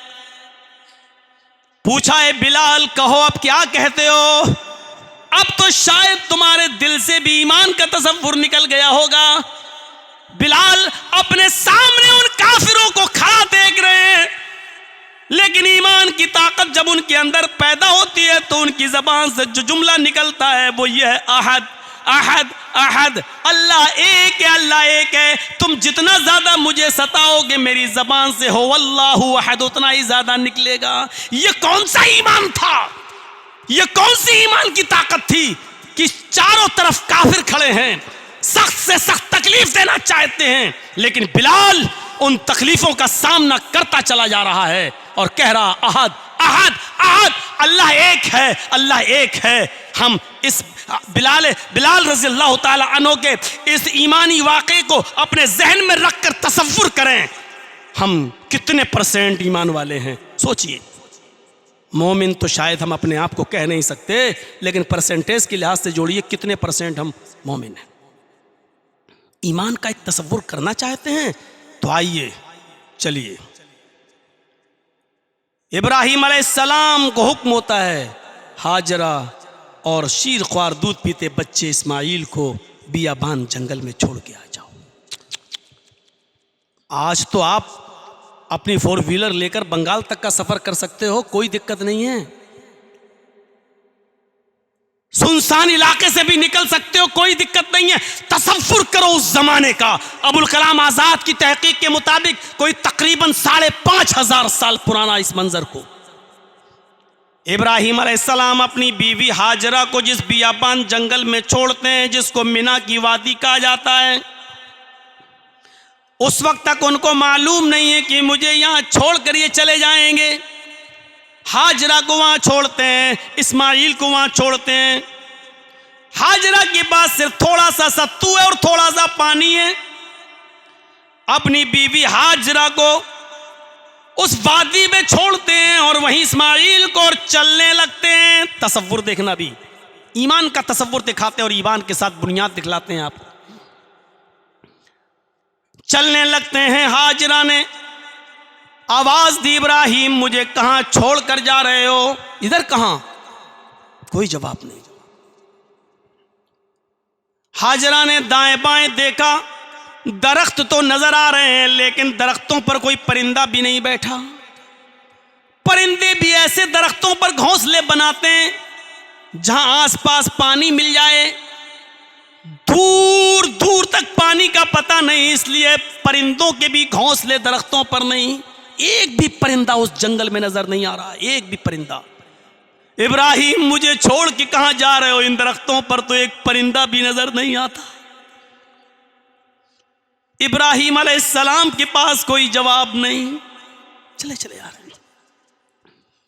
अपने छोटे से बच्चे को जमीन के ऊपर लिटाया, इब्राहीम अलैहिस्सलाम का पीछा किया। इब्राहीम कहां जा रहे हो? पीछे मुड़ के देखो। इब्राहीम अलैहिस्सलाम ने हाजरा के सवाल का जवाब देना भी जरूरी नहीं समझा। अब हाजरा का सवाल देखो, इब्राहीम हक़ रिफाकत में क्या मुझे कुछ सुस्त पाया है? क्या रफीक हयात होने के नाते, शरीक हयात होने के नाते, बीवी होने के नाते मुझसे कुछ कमी हुई है? क्या इज्जत में, खातिरी में, खिदमत में मुझसे कोई कोताही हुई है? फिर मुझे किस चीज की सजा दे के जा रहे हो? अगर ऐसी कोई बात है तो बताओ। इब्राहीम अलैहिस्सलाम के पास इस सवाल का भी जवाब नहीं। आगे बढ़ते चले जा रहे हैं। अब हाजिरा ने जो चीज पूछी उसका जवाब इब्राहीम ने दिया, वही हमारी ईमान की बुनियाद है। हाजरा ने पीछे से दामन खींचा और सवाल किया, इब्राहीम जा रहे हो तो जाओ, इस बस्ती में परिंदा भी नहीं है, पता नहीं आप कब आओगे, कब आओगे, मुझे किसके सुपुर्द करके जा रहे हो? मैं जब आओगे अगर मेरी इज्जत को कुछ बट्टा लगा तो मैं आपको कैसे मुंह दिखाऊंगी? इस बच्चे को कुछ हो गया तो मैं आपको क्या मुंह दिखाऊंगी? आए इब्राहीम, इतना बताओ, जा रहे हो तो जाओ। इला मन ततरुकुना, ये कुरान के अल्फाज, इला मन ततरुकुना, इब्राहिम मुझे किसके सुपुर्द करके जा रहे हो, इब्राहिम मुझे किसके हवाले करके जा रहे हो। इब्राहिम मुझे इतना बता दो कि जब तुम आओगे, पता नहीं कल आ जाओ, एक हफ्ते बाद आओ, एक महीने बाद आओ, एक साल बाद आओ, या आओ ही नहीं, जब आओगे मैं तुम्हें क्या जवाब दूंगी। इब्राहिम मुझे किसके सुपुर्द करके जा रहे हो, इला मन ततरुकुना, हमें किसके हवाले करके जा रहे हो। शायद इस सवाल का जवाब था इब्राहिम अलैहिस्सलाम के पास, उन्होंने पीछे मुड़कर देखना गवारा न किया। बीवी की मोहब्बत और बच्चे की मोहब्बत कहीं हमारे दिल में जोश न मार जाए। आगे बढ़ते जा रहे हैं और सिर्फ इतना बोलते, इल्लल्लाह। हाजरा, तेरे सारे सवालों का जवाब मेरे पास नहीं, आखिरी सवाल तूने जो किया उसका जवाब मैं देता हूं। मैंने तुझे और इस बच्चे को अल्लाह के सुपुर्द कर दिया। तौहीद को समझने की कोशिश कर लो, झगड़े ही खत्म हो जाए। बियाबान जंगल, एक परिंदा तक नहीं। कहती हैं किसके हवाले, और इब्राहिम अलैहिस्सलाम का जवाब देखो, यही बुनियाद है हमारे ईमान की, इल्लल्लाह। हाजरा, मैंने तुझे और इस बच्चे को अल्लाह के सुपुर्द कर दिया। जब ये सुनती है तो चेहरे पे मुस्कुराहट आ जाती। और जानते हो फिर हाजरा ने क्या जवाब दिया? ये उनके ईमान की बुनियाद। इसके बाद हाजरा ने जो जवाब दिया, कुरान उसको भी नकल करता है। अब हाजरा ने पीछे से दामन छोड़ दिया, अब आप जाइए जहां जाना है, एक दिन बाद आइए, एक हफ्ते बाद आइए, एक महीने बाद आइए, एक साल बाद आइए, अब आपकी मर्जी है। जब आपने मुझे अल्लाह के सुपुर्द कर दिया है, अल्लाह के हवाले कर दिया है, इब्राहिम अब आप इत्मीनान से जाइए, अपना काम कीजिए, बीवी और बच्चों की तरफ दिमाग मत लगाइएगा। अगर जहन लगाओगे, इधर टेंशन लोगे, तो अपना वो काम नहीं कर पाओगे जिस काम के लिए जा रहे हो। इब्राहिम खुशी खुशी जाइए, इज़न ला युज़ीउन अल्लाहु अबदा। जब आपने हमें अल्लाह के सुपुर्द कर दिया है तो हमारा रब हमको ज़ाय नहीं करेगा, हमारा रब हमको बर्बाद नहीं करेगा, हमारा रब हमको ज़ाय नहीं करेगा, हमारा रब हमारी हिफाजत फरमाएगा। इज़न ला युज़ीउन अल्लाहु अबदा, हमारा रब हमको ज़ाय नहीं होने देगा। आप जाइए, इधर टेंशन मत लीजिए। अपने शौहर की हिम्मत अफजाई कर रही है, हौसला बढ़ा रही है कि बीवी और बच्चों की तरफ इंसान विदेश में, परदेश में चंद रुपए लेने कमाने के लिए जाता है तो सबसे ज़्यादा उसको टेंशन अपने घर की होती है, अपने बीवी और बच्चों की टेंशन होती है। जब तुम अपने बीवी और बच्चों की तरफ टेंशन लोगे तो अल्लाह का वो काम, जिस काम के लिए तुम जा रहे हो दीन का, वो काम कैसे करोगे? फरमाया अब इधर की टेंशन मत लेना, इज़न ला युज़ीउन अल्लाहु अबदा, अल्लाह अब आपको हमें कभी ज़ाय नहीं करेगा। जाइए, ये था ईमान के साथ बुनियादी रिश्ता। एक औरत अकेली, हमारी औरत, हमारी बीवी, हमारी घर की रिश्तेदार, अभी यहां से बिठा दो तो इलाहाबाद तक जाने में कांप जाएगी। अकेले, मैं ये नहीं कह रहा हूं कि अकेले सफर कराइए, लेकिन इस मौजूदा दौर में भी अकेले सफर करती है तो बाप को तरह तरह के ख्यालात पैदा होते हैं। पता नहीं खैरियत से पहुंचेगी या नहीं पहुंचेगी, पता नहीं। अगर ट्रेन में बाप बिठाने भी जाता अपनी बेटी को कि तुम स्कूल जा रही हो अलीगढ़, दिल्ली, तो पैसेंजर कोई बूढ़ा बुजुर्ग आदमी होता तो उससे कह के जाता है जरा दिल्ली तक हमारी बेटी का ख्याल रखना। जरा तसव्वुर कीजिए, आज के इस दौर में जहां औरतों को मर्दों से ज्यादा बढ़ावा देने की कोशिश की जा रही हो, इस दौर में भी इतने खतरात हमारी माँ बहन बेटियों पर मंडलाते रहते हैं। तसव्वुर करो उस जमाने को कि हजरत हाजरा ने क्या कहा। ईमानी ताकत देखिए, जानती है कि अभी तो दिन है, रात में क्या होगा, एक परिंदा भी नहीं है, खतरनाक जानवर भी यहाँ आ सकते हैं, लाइट का दूर दूर तक पता नहीं है, कोई दिया भी नहीं जल रहा है। इस रात में 2 दिन का खाना है, 2 दिन का पानी है, खत्म हो जाएगा तो मुझ पर और मेरे बच्चे पर क्या बीतेगी। तसव्वुर करो, इन तमाम खतरात के होते हुए भी क्या कहती अल्लाह हमको ज़ाये नहीं होने देगा। ये ईमान की ताकत है। ईमान की ताकत जब हमारे अंदर आ जाती है तो फिर वो सिर्फ अल्लाह से डरता है, अल्लाह पर तवक्कुल करता है और सारी चीज़ें उसकी नज़र में हेज, यहाँ तक कि शौहर भी, जाओ अब तुम्हें जहाँ जाना हो जाओ। अब हाजरा ने ईमानी जवाब दिया और क्या कहा, अल्लाह हमको ज़ाये नहीं होने देगा। इस ईमान का नतीजा क्या मिला? खाना ख़त्म, सत्तू ख़त्म, पानी ख़त्म। इस्माइल को प्यास लग रही है। माँ कहती है हाजरा, मैं तो 1-2 दिन और भूखी रह सकती हूँ, बच्चे को क्या करूँ। पानी की तलाश में जाती है सफा, पहाड़ी पर चढ़ती है, नीचे झांक कर देखती है शायद कोई बस्ती नजर आ जाए, नीचे उतर कर पानी ले आऊं। बियाबान जंगल, वहां बस्ती कहाँ थी। सफा से मरवा की तरफ जाती है, कुछ देर आहिस्ता चलती है, कुछ देर तेज चलती है, अकड़ के चलती है, थोड़ा सा सीना बाहर निकाल के चलती है, फिर नॉर्मल चाल चलती है, फिर थोड़ा सा अकड़ के चलती है। सऊदी गवर्नमेंट ने ग्रीन लाइट लगा रखी है, कहाँ तुम्हें तेज़ दौड़ना है, कहाँ आहिस्ता दौड़ना है। यहाँ हाजरा तेज़ दौड़ी थी, यहाँ हाजरा नर्म हुई थी, नॉर्मल चाल लगा दी। 7 चक्कर लगाए, मालूम था पानी नहीं है, फिर भी चक्कर लगा रही है। देखिए कोशिश, जिद्दोजहद। मालूम है सफा पहाड़ी के नीचे कोई बस्ती नहीं है। एक बार देख लिया काफी था, लेकिन मरवा पे चली गई। मरवा से देख रही कोई बस्ती नहीं, हो जाना चाहिए, सुकून मिल जाना चाहिए। न सफा के नीचे कोई बस्ती, न मरवा के नीचे कोई बस्ती, आ जाना चाहिए था अपने बच्चे के पास, लेकिन नहीं। औरत हूं, जितनी मेहनत कर सकती हूं कर लूं। उसने 7 चक्कर लगाए सफा और मरवा के। मालूम था पहले चक्कर के बाद के पानी नहीं है, फिर भी जुस्तजू कर रही है। ये बार बार का दौड़ना हमें ये सबक सिखा रहा है कि तकदीर पर ईमान लाना जरूरी है, लेकिन तकदीर पर भरोसा करके हाथ पे हाथ धरे रहकर बैठ जाना यह गलत है। हाजरा ने तकदीर पे भरोसा किया था, लेकिन बैठी नहीं रही। अल्लाह चाहेगा तो हमें पानी देगा, नहीं तो हम क्यों दौड़ लगाएं, हम क्यों जाएं। मेरा शौहर कह के गया अल्लाह के भरोसे, अल्लाह हमको ज़ाय नहीं होने देगा। दौड़ी, हाजरा का दौड़ना, हाजरा का बार बार चक्कर लगाना, सफ़ा और मरवा के 7 चक्कर लगाना, फिर इस बात की दलील है कि जो कर सकते थे वो करना चाहिए, जो मेहनत हो सकती है वो होना चाहिए, और फिर अंजाम अल्लाह के सुपुर्द छोड़ देना चाहिए कि अल्लाह जो मेरे बस में था वो मैंने कर लिया, अब जो मेरे बस में नहीं वो मैं नहीं कर सकता, अब तू मेरी मदद फरमा। वही हाजरा आकर कहती है, अल्लाह मेरे बंदे इब्राहीम ने मुझे और तेरे बंदे इब्राहीम ने मुझे और इस बच्चे को इस्माइल को तेरे सुपुर्द किया है। आय अल्लाह अगर वो आ गए तो मैं उनको क्या जवाब दूंगी अगर ये बच्चा जिंदा न रहा। अल्लाह इस बच्चे को अगर पानी न मिला तो मैं क्या जवाब दूंगी। आय अल्लाह मेरे शौहर तेरा बंदा इब्राहीम मुझे और इस बच्चे को तेरे सुपुर्द गए हैं, करके गए हैं, अब तू ही कोई रास्ता निकाल इस बच्चे के लिए। अल्लाह ने कहा जिब्रील क्या देख रहे हो, जाओ।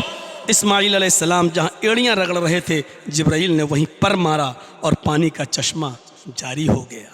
ये है ईमान और ईमान के साथ अमले सवाल, यानी दौड़ना, भागना, दुआ करना, पुकारना, और फिर उसका अमली नतीजा देखिए जमजम की शक्ल में जारी हुआ, पानी निकला। अब हाजरा को ये हुआ कि पानी कहीं बह ना जाए, जल्दी से समेटने लगी। अरे पानी निकल रहा, कितना समेटेगी एक बंदी, समेट रही है, फिर समेट रही है और कहती जा रही है अपनी अबरानी जबान में, जम जम जम जम। अरे रुक रुक, कहाँ जा रहा है, जम जम, रुक रुक। अल्लाह के रसूल को भी ये लफ्ज़ इतना पसंद आया कि उस पानी का नाम बदला नहीं, उसको जमजम ही रहने दिया, यानी रुक रुक, वही पानी ठहर। हज़रत हाजरा ने उसकी मुंडेर बांध दी, रोक लिया। अल्लाह के नबी ने खुतबा दिया था मस्जिद नबवी के अंदर, और ख़ुतबा देते हुए कहा था खाने काबा के अंदर, और खुतबे में ये अल्फाज, ये लफ्ज़ इस्तेमाल किया, अल्लाह रहम करे हाजरा पर, अगर उसने पानी की मुंडेर ना बांधी होती तो ये पानी सारी दुनिया में अल्लाह फैला देता। ज़रा तसव्वुर कीजिए। इस पूरे वाक़े को बताने का मकसद मेरा सिर्फ ये है मेरे भाइयों, सिर्फ ये है कि रिश्ता देखिए हमारा क्या है, ईमान और उसकी बुनियाद देखिए क्या है। क्या हमारे पास बुनियाद है? क्या ईमान की बुनियाद से हमारा रिश्ता मजबूत है? हमने बुनियाद को छोड़ दिया है, बुनियाद को तर्क कर दिया है, और जब हम बुनियाद को छोड़ देंगे तो तरक्की कहाँ से करेंगे?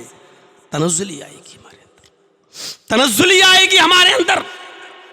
जब ईमान की बुनियाद मजबूत थी तो देखिए 313 सहाबा कराम 1000 के सामने, मैंने कहा ना जब ईमान किसी के अंदर पैदा हो जाता तो लाओ लश्कर नहीं देखा जाता, ईमान पैदा हुआ। 313 निहत्ते सहाबा किसी के पास तीर है तो छोड़ने के लिए कमान नहीं है, तलवार है लेकिन दुश्मन से की तलवार से बचने के लिए अपने आप को ढाल नहीं है। एक चीज है, दूसरी चीज नहीं। और काफिर हथियारों से लैस। ईमानी रिश्ता देखिए। नबी अकरम जनाब मोहम्मद रसूलुल्लाह सल्लल्लाहु अलैहि वसल्लम ने उस मौके पर जो जुमले कहे उस पर गौर कीजिए। ये ईमानी रिश्ता और ईमानी बुनियाद है। आपने 1000 काफिरों का लश्कर देखा और 313 निहत्ते सहाबा। इनका चेहरा देखा तो आंखों में आंसू आ गए, सजदे में सर रख दिया। हजरत अबू बकर सिद्दीक कहते हैं कि मैंने नबी अकरम सल्लल्लाहु अलैहि वसल्लम की पीठ पर हाथ मारा, अल्लाह के नबी ने सजदे से सर उठाया।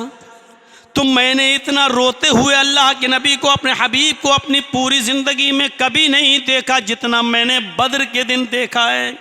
आंखों के आंसुओं से जमीन तर हो गई थी। मैंने कहा अल्लाह के नबी आप रो रहे हैं।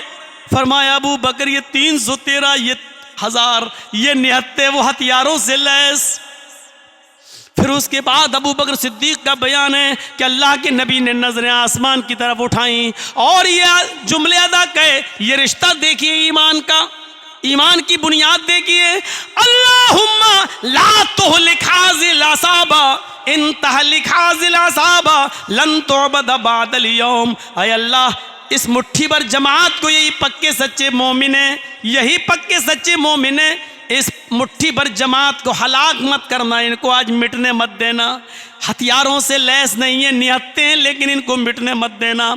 इलाहुल आलमीन अगर आज ये हलाक हो गए, इंतहालिक हाज़िल असाबा लन तुअबद बअदल यौम, अगर आज ये मुट्ठी भर जमात हलाक हो गई, अगर आज ये मोमिन, आज ये पक्के सच्चे मुसलमान अगर इस दुनिया से मिट गए, लन तुअबद बअदल यौम, तो अल्लाह आज के बाद कभी तेरी इबादत न होगी, कभी कोई तेरा नाम लेने वाला न होगा, कभी फिर अल्लाह अल्लाह कहने वाला कोई नहीं होगा। क्या था इनके अंदर? हथियारों से लैस नहीं है, निहत्ते हैं, कमजोर हैं, बेबस हैं। इनको 1000 लोगों से किस चीज ने लड़ाया है? किस चीज ने? यहां तो अभी हल्की सी कहीं से आंसू गैस छोड़ दी जाए फायरिंग में तो जल्दी से फोन आने लगते, मां की तरफ से, बेटे जल्दी घर आ जाओ, कहां हो तुम? हमारा हाल ये हो जाता है। वो कौन सा ईमान था कि जानते हैं कि हथियार नहीं और 1000 से लड़ रहे हैं, जानते हैं कि हमारे पास तीर है लेकिन छोड़ने के लिए कमान नहीं, किसी के पास कमान है तो छोड़ने के लिए तीर नहीं, फिर भी लड़ रहे। क्या चीज है? ईमान।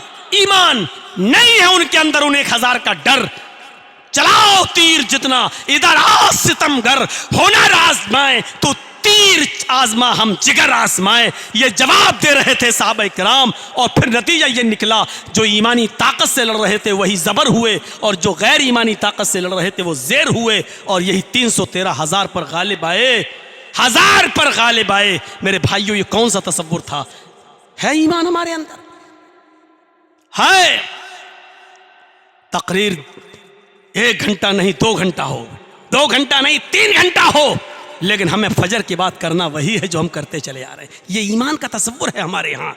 वरना मेरे भाइयों उस जमाने का ईमान तो ये था कि ईद उल फित्र का खुतबा अल्लाह के रसूल ने जब सहाबा में दिया तो आप पर्दे की ओर से सहाबियात को भी खिताब करने लगे। और सहाबियात को खिताब करने लगे तो आपने सिर्फ एक ही बात कही थी, तसद्दक़ना फ़इन्नी उरीदुकुन्ना अक्सरा अहलिन नार, ज़्यादा से ज़्यादा सदका और खैरात करो आए औरतों, आए औरतों की जमात, मैंने तुम्हें जहन्नम में सबसे ज़्यादा जलते हुए देखा है। उन औरतों ने कहा स्टॉप, बस कीजिए अल्लाह के रसूल, आगे की नसीहतें हम नहीं सुनना चाहते हैं, हमें बस इतना बता दीजिए कि औरतों को जहन्नम में सबसे ज़्यादा जलने की वजह क्या थी। हम आगे नहीं सुनेंगे, उतना ही सुनेंगे जितना हम अमल कर सकें। अल्लाह के रसूल लंबा चौड़ा खिताब हमें नहीं सुनना है, हमें वजह रीजन बताइए कि क्या है, औरतें सबसे ज्यादा जहन्नम में क्यों जलती हुई देखी हैं। अल्लाह के नबी ने फरमाया तुक्सिरन लान व तकफुरन अशीर, तुम लानो तान ज़्यादा करती हो और गीबत चुगली और अपने शोहरों की नाफरमानी ज़्यादा करती हो। उठाइए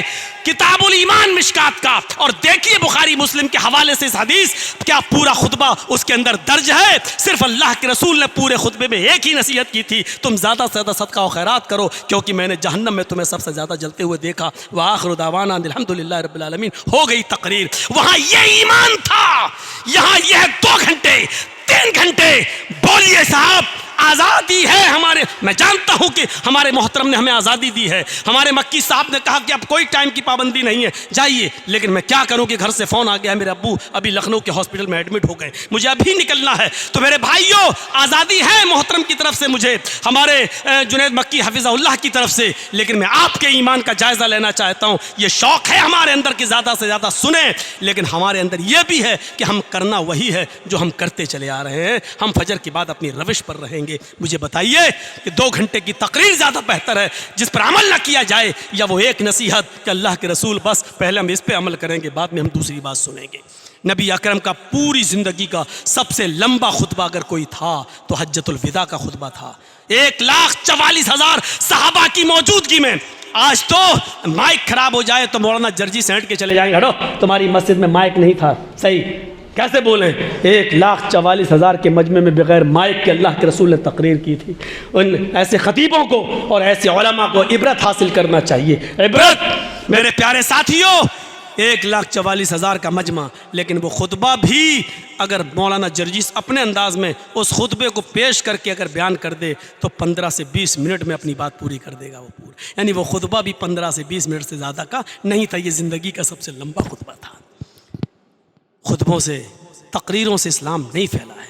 ये तो एक ईमान की ताजगी के लिए कर दी जाती हैं, वरना मेरे भाइयों ईमान से अपना रिश्ता मजबूत कीजिए। आओ देखो, फिरौन ने कहा मैं मूसा से तंग आ गया हूं, अब आमना सामना हो जाए, आर पार की लड़ाई हो जाए। ठीक है, एक मैदान में जमा हो जाओ, आओ दिखाता हूं तुम्हें मंजर। सोचिए इस मंजर के बारे में, क्या था ये मंजर। मूसा अलैहिस्सलातु वस्सलाम भी अपने चंद मुसलमानों को, चंद साथियों को लेकर आ गए, उनके पास थे ही कितने मोमिन लोग। फिरौन भी अपना लाओ लश्कर और जादूगरों को लेके आ गया, आमना सामना होने लगा। अभी ईमान से पहले की बात बताता हूं और ईमान के बाद का ईमान, इस्लाम के बाद का ईमान बताता हूं। इन 2 चीज़ों को समझ लो, पूरी तकरीर समझ गए आप।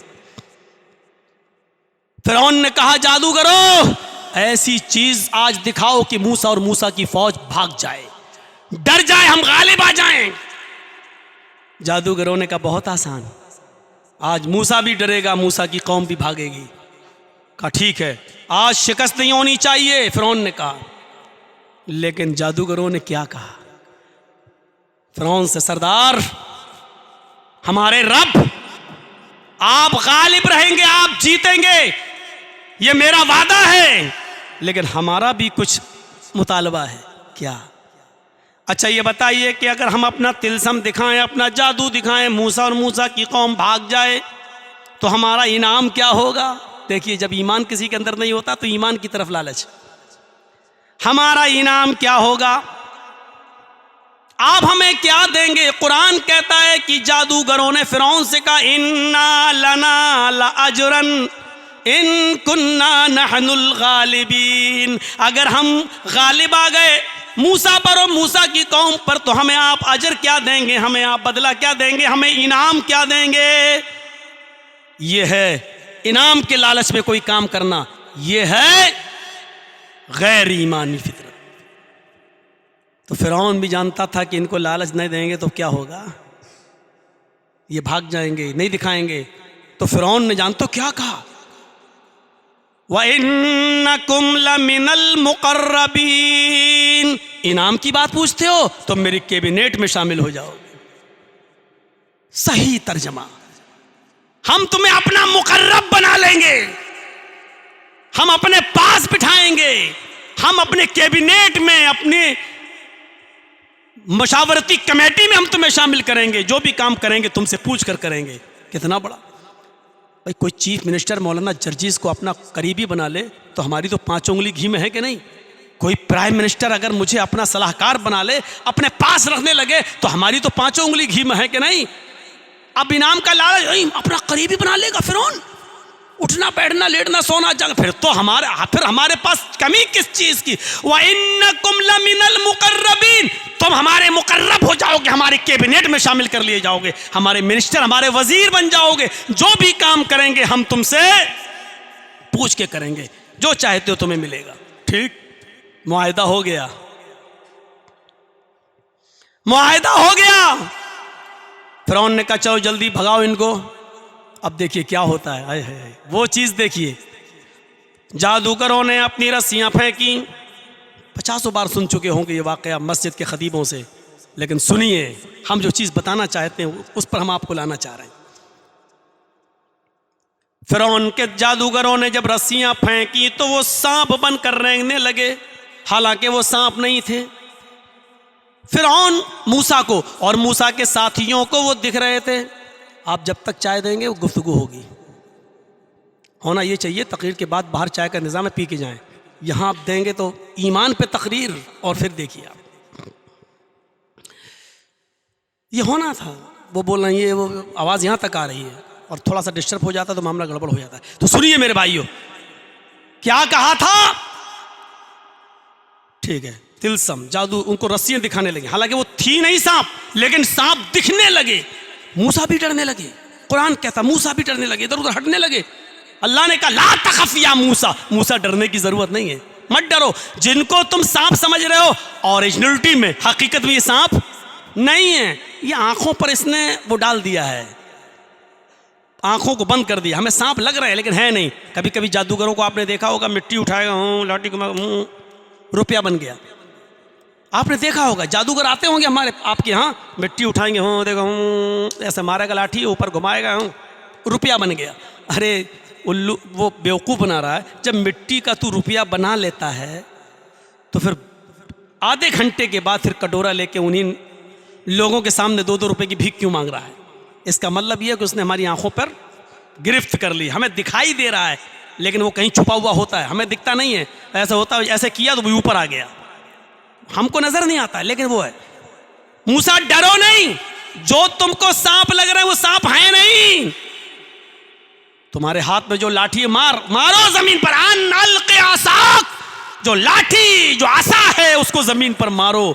जैसे ही मूसा अलैहिस्सलाम ने अपना आसा जमीन पे मारा, वो अज़दहा बन गया और मुंह खोला, अंदर की तरफ सांस ली, अंदर की तरफ वो सारे सांप उसके मुंह में घुस गए और वो निगल गया सबको।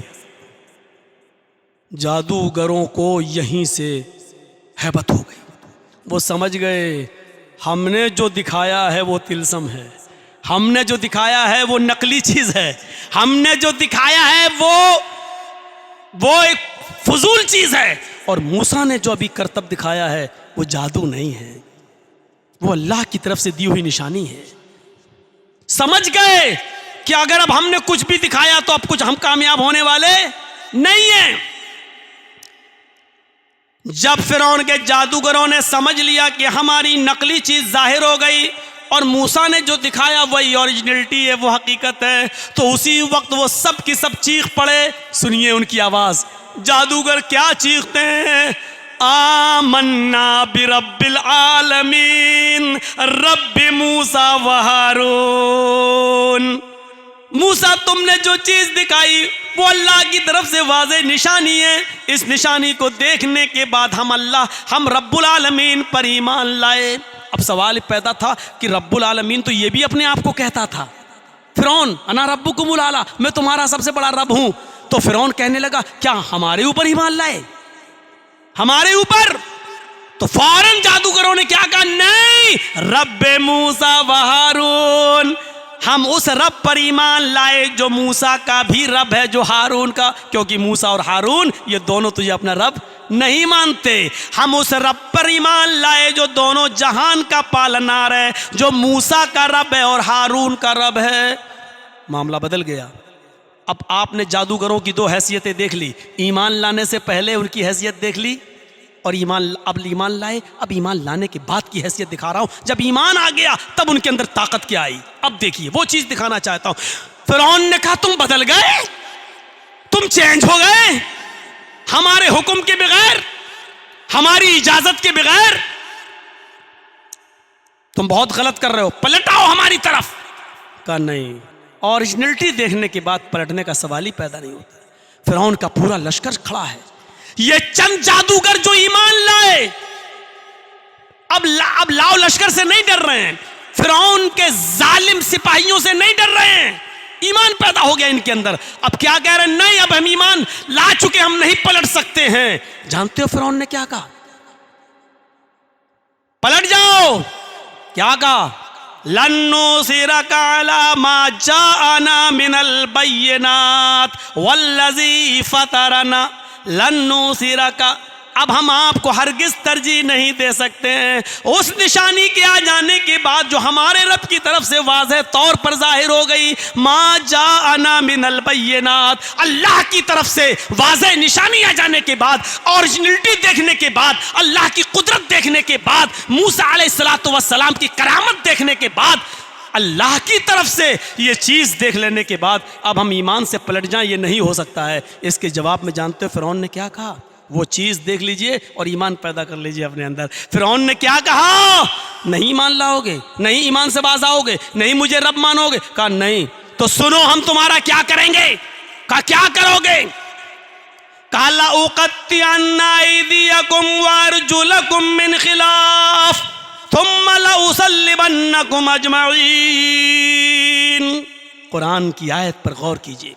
फिरौन ने कहा अगर तुमने मूसा और हारून के रब को नहीं छोड़ा, लउक़त्तिअन्ना अयदियकुम वअरजुलकुम, तो हम तुम्हारे हाथ कटवा देंगे और पैर कटवा देंगे। मुखालिफ सिमतों से, मिन खिलाफ, मुखालिफ सिमतों से। दाहिना पैर काटेंगे तो बायां हाथ, दायां हाथ काटेंगे तो बायां पैर, यानी एक हाथ काटेंगे एक पैर, दायां हाथ काटा तो बायां पैर और बायां हाथ काटा तो दायां पैर। हम मुखालिफ सिमतों से तुम्हारे हाथ कटवा देंगे और पैर काट देंगे। लउक़त्तिअन्ना अयदियकुम वअरजुलकुम, अल्फाज की ज़्यादती माना की ज़्यादती पर दलालत करती है। अरबी ज़बान में क़ता यक़तउ के माना काटना और क़त्ता युक़त्तिउ के माना होते हैं टुकड़े टुकड़े करना। लउक़त्तिअन्ना अयदियकुम, फिरौन ने ये नहीं कहा था कि हम तुम्हारा हाथ काट देंगे या पैर, बल्कि ये कहा था कि हम तुम्हारे पैरों के टुकड़े टुकड़े करवा देंगे, तुम्हारे हाथ को भी टुकड़े टुकड़े करवा देंगे।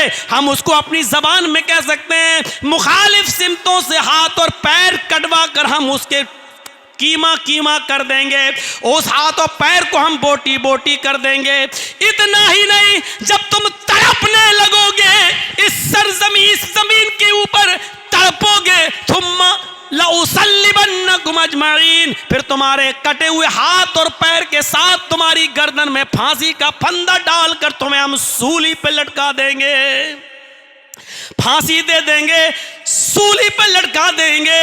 ये वही लोग हैं जो अभी ईमान नहीं लाए थे, जो अभी फिरौन से कह रहे थे कि इन्ना लना लाजरन इन कुन्ना नहनुल गालिबीन, अगर हम गालिब आ गए तो आप क्या इनाम देंगे। जो अभी तक लालच में फिरौन के लिए काम कर रहे थे, जब ईमान इनके अंदर पैदा हो गया तो इनका जवाब क्या था? आए फिरौन, हाथ काटना चाहे काट ले, पैर काटना चाहे काट ले, टुकड़े टुकड़े करना हो तो कर ले, मुझे सूली पे लटकाना हो तो लटका दे। फ़क़ज़ी मा अंता क़ाज़िन इन्नमा तक़ज़ी हाज़िल हयात दुनिया। आए फिरौन, तुझे जो करना है इस दुनिया में कर ले, तुझे जितना मारना है इस दुनिया में मार ले, इसलिए कि तू सिर्फ इसी दुनिया का फैसला कर सकता है, आखिरत का फैसला नहीं। पूरा वाकया फिरौन और उनके जादूगरों का जब ईमान लाए तो आपके सामने हमने पेश कर दिया। इससे आपको अंदाजा हो गया होगा ईमान से पहले की जिंदगी क्या होती है। और जब किसी के अंदर ईमान आ जाए, ईमान का जोश उसके अंदर आ जाए, तो फिर वो मौत से नहीं घबराता है, सूली पे लटकने से नहीं घबराता है, हाथ और पैर कटवाने से भी नहीं घबराता है, इसलिए कि उसको लश्कर नहीं अल्लाह रब्बुल आलमीन पर तवक्कुल होता है। उसको मालूम है ये दुनिया में बस ये सजा दे सकता है लेकिन आखिरत का मालिक नहीं। इसीलिए अब उन मोमिनीन ने जो जादूगर ईमान लाए उन्होंने क्या कहा? इन्नमा तक़ज़ी हाज़िल हयात दुनिया, ये सिर्फ तू दुनिया ही में कर सकता है, आखिरत में नहीं। यानी तेरा पावर सिर्फ इस दुनिया तक है, आखिरत में नहीं। ये है ईमान की ताकत। कितने % ईमान है हमारे अंदर, सोच लो। और फिर पुराने वाक़यात को भी ज़हन में रखो। वो सुमैया के अंदर क्या चीज़ थी? अबू जहल खड़ा है, अबू लहब खड़ा है, दुश्मन खड़े हैं, नंगा बरहना कर दे, तबकात पड़ी अपने साथ की, कपड़े उतार दिए गए और अंदामे निहानी में नेज़ा। अकेली औरत क्या कह रही है, तसव्वुर कीजिए, अकेली औरत और क्या कह रही है, अम्मार और यासिर सामने, लेकिन ईमानी ताकत देखिए क्या कहती है। अबू जहल, जितनी देर तू हमें मारने में लगा रहा है उतनी देर मुझे जन्नत में जाने में लग रही है। नेज़ा दाखिल किया शर्मगाह में, पीछे से हाथ बंधे थे। क्या कहती है, सब्बित क़दमैया अला दीनिक। यहां पर भी उसकी जबान से ये नहीं निकलता अल्लाह मेरी मदद कर, मुझे बचा ले, मेरी जान की हिफाजत। नहीं, ये नहीं कह रही है। क्या कह रही है, अल्लाह इसकी दी हुई तकलीफ है, कहीं मुझसे मेरा दीन न छीन ले, मुझे मेरे दीन पर साबित कदम रखना। सोचो ईमान, क्या तसव्वुर है ईमान का। हमें थोड़ी सी परेशानी आ जाए, अल्लाह लॉकडाउन खोल दे, अब तो पेट पे लाले पड़ गए भूख के, अल्लाह ये 2 लोगों को अक्ल सलीम अता फरमा दे। हमारी दुआएं ये होने लगी। वहां इंदामे निहानी में नेज़ा, शर्मगाह में नेज़ा, हटा भी नहीं सकती कि पीछे से हाथ बंधे हैं। और क्या कह रही है, ये नहीं कहती कि अल्लाह मेरी जान की हिफाजत फरमा। क्या कहती है, अल्लाह इसकी दी हुई तकलीफ कहीं मुझसे मेरा ईमान ना छीन ले, मुझे साबित कदम रख। ये कौन सा ईमान था, क्या जज्बा था ये ईमान का। हम कहां हैं, किस जगह पर हैं, हमारी हैसियत, हम अपने ईमान को जरा तलाश करें। कितने मामलात हमारे सामने होते हैं, लेकिन अभी हम उसी रविश पर हैं। हमारे अंदर इत्तेफाक नहीं होगा, इत्तेहाद नहीं आएगा। वही जलन, वही हसद, वही कीना, वही बुग़्ज़, वही इनाद, वही दुश्मनी हमारे दिलों में रहेगी। कहां है ईमान हमारे पास। अभी मौलाना जर्जीस के पास 2 रुपया ज्यादा हो जाए, अभी हम अपने से जो आदमी मुस्तहिक है उसका हक मार कर रुपये और पैसों के बलबूते पर हम आपके पास आकर हम अपनी एंट्री ले सकते हैं। उस वक्त हमारा ईमान कहां चला जाता है। वो कौन सी चीज थी कि सहाबा किराम भूखा रहना गवारा कर लेते थे, लेकिन लुकमा हराम का अपने हलक के नीचे नहीं डालते थे। क्या अबू बकर सिद्दीक का वो वाक़या नहीं सुना जो खजूर खा लिया? कहां चला गया वो तसव्वुर हमारे अंदर से। हम अपना जायजा लें, जायजा उंगली डाल डाल कर कर करके वो निकाल दिया। हम तसव्वुर करें हमारा उठना, हमारा बैठना, हम अपने मुसलमान भाइयों को धोखा दे रहे हैं। या अय्युहल्लज़ीना आमनू ला ताकुलू अम्वालकुम बैनकुम बिल बातिल। ईमानो वालो, मुसलमानों तुम आपस में एक दूसरे का माल नाजायज तरीके से मत खाओ। मौलाना जर्जीस मोबाइल संभालना जानते हैं, मैकेनिक हैं। आप आए देख लीजिए, हमें मालूम है 100 रुपए में सही हो जाएगा, कमी क्या, 800 रुपए बता रहे हैं। कम होते होते होते होते 500 पे तो मामला आएगा, 400 पे तो आएगा, 400 डन। फिर भी हमें मालूम है 100 रुपए का काम है, 400 मिल रहे, 300 का फायदा। आप क्या समझते हो, क्या यह अहदो पैमान के तहत आपकी कमाई जायज होगी? नहीं। आपने क्या कहा, आपने उससे ये नहीं कहा कि 100 रुपए में ठीक हो जाएगा लेकिन हम 800 लेंगे, ये नहीं कहा आपने। आपने कहा कि अरे इसमें तो बहुत कमी है, इसमें तो इतना खर्चा लगेगा, बाहर जाना पड़ेगा, वहां से लेके आना पड़ेगा, इसमें 800 रुपए का आएगा। ये होते होते मामला 400 पे। आप क्या समझते हैं कि आपके लिए 400 रुपए जायज हैं? काजी शुरैह एक घोड़ा खरीदने के लिए निकलते हैं, घोड़ा बेचने वाला यहूदी था। यहूदी से पूछा ये घोड़ा कितने का है? उसने कहा 400 दिरहम का। देखो 400 दिरहम तो मैं दे दूंगा, लेकिन पहले चला के देखूंगा एक घोड़ा है कि नहीं 400 दिरहम का।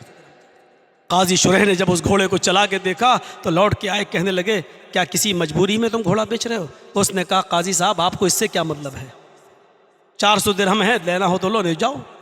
कहा नहीं तुम्हारा घोड़ा 500 दिरहम का है। उसने कहा देखो मेरी तरफ से कीमत 400 दिरहम है, अगर आप 500 देना चाहो तो आपकी मेहरबानी है, लेकिन हमारी तरफ से 400। काजी शुरैह ने कहा रुको एक दफे और देखता हूं। दोबारा घोड़ा दौड़ाया और चला, फिर आए, कहा तुम्हारा घोड़ा तो 600 दिरहम के लायक है। उसने कहा देखिए आप बार बार हमको टॉर्चर मत कीजिए, मेरी तरफ से 400 है, आप अगर 500 दे दें, 600 दे दें तो आपकी मेहरबानी है, लेकिन हम 350 नहीं लेंगे। काजी शुरैह ने कहा रुकिए थोड़ा सा और देखता हूँ। फिर देखा, कहा नहीं यार 700 दिरहम के लायक है। उसने कहा भैया आप जाइए, या तो दे दीजिए या जाइए। बार बार क्यों कहा, एक बार और गए, चेक करके आए और कहा तुम्हारा घोड़ा 800 दिरहम के लायक है। उसने कहा लाइए हमें रसीद दीजिए, हमें नहीं बेचना है। मैं कितनी बार कह चुका हूं कि देना हो तो दे दो, 400 है मेरी कीमत, आप 800 कह रहे हैं। कोई 400 में भी लेने के लिए तैयार नहीं है। लोगों को मेरी मजबूरी मालूम है, इसलिए वो चाहते कि 300 में मिल जाए। उनको मालूम है कि इसको तो बेचना ही है, इसलिए उन्होंने 300 लगाई है।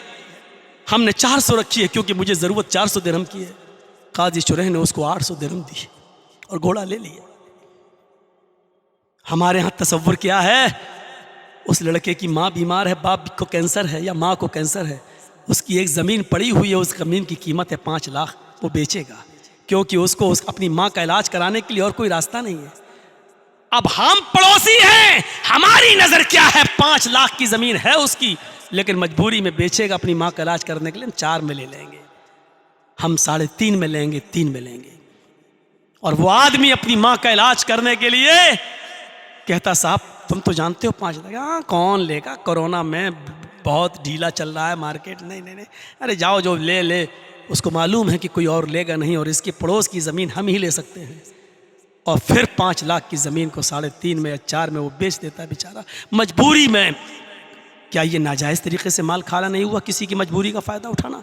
आप चाहे कितना कहते रहिए कि हमारा तो अहद पैमान हुआ, हमने तो उससे मुआहदा किया, हमने तो तय किया, उसने खुशी खुशी दिया। नहीं, खुशी खुशी नहीं दिया, उसने अपनी मां के कैंसर के इलाज के लिए अपनी जमीन बेची। आप 5 लाख की जमीन को ये सोचकर कि उसकी मां बीमार है 5.5 दे देते, पड़ी रहेगी हमारी जमीन की कीमत फिर बढ़ जाएगी। आप ये भी तो कर सकते थे, 5 की जमीन को 4.5 में आप क्यों लेते हैं? 5 की जमीन को 5.5 में आपका जमीन क्यों नहीं गवारा करता है लेने का? हम हमेशा मजबूरी का फायदा उठाते हैं। लड़ो मरो इसी तरीके से और देख लीजिएगा हम इतना सब कुछ कर देख रहे हैं। हालात का जायजा, मौलाना कलीमुद्दीन साहब की गिरफ्तारी, हमारा अपने बारे में देखो, एक भी तकरीर यूपी में नहीं कर रहे हैं, फिर भी मीडिया पे देना।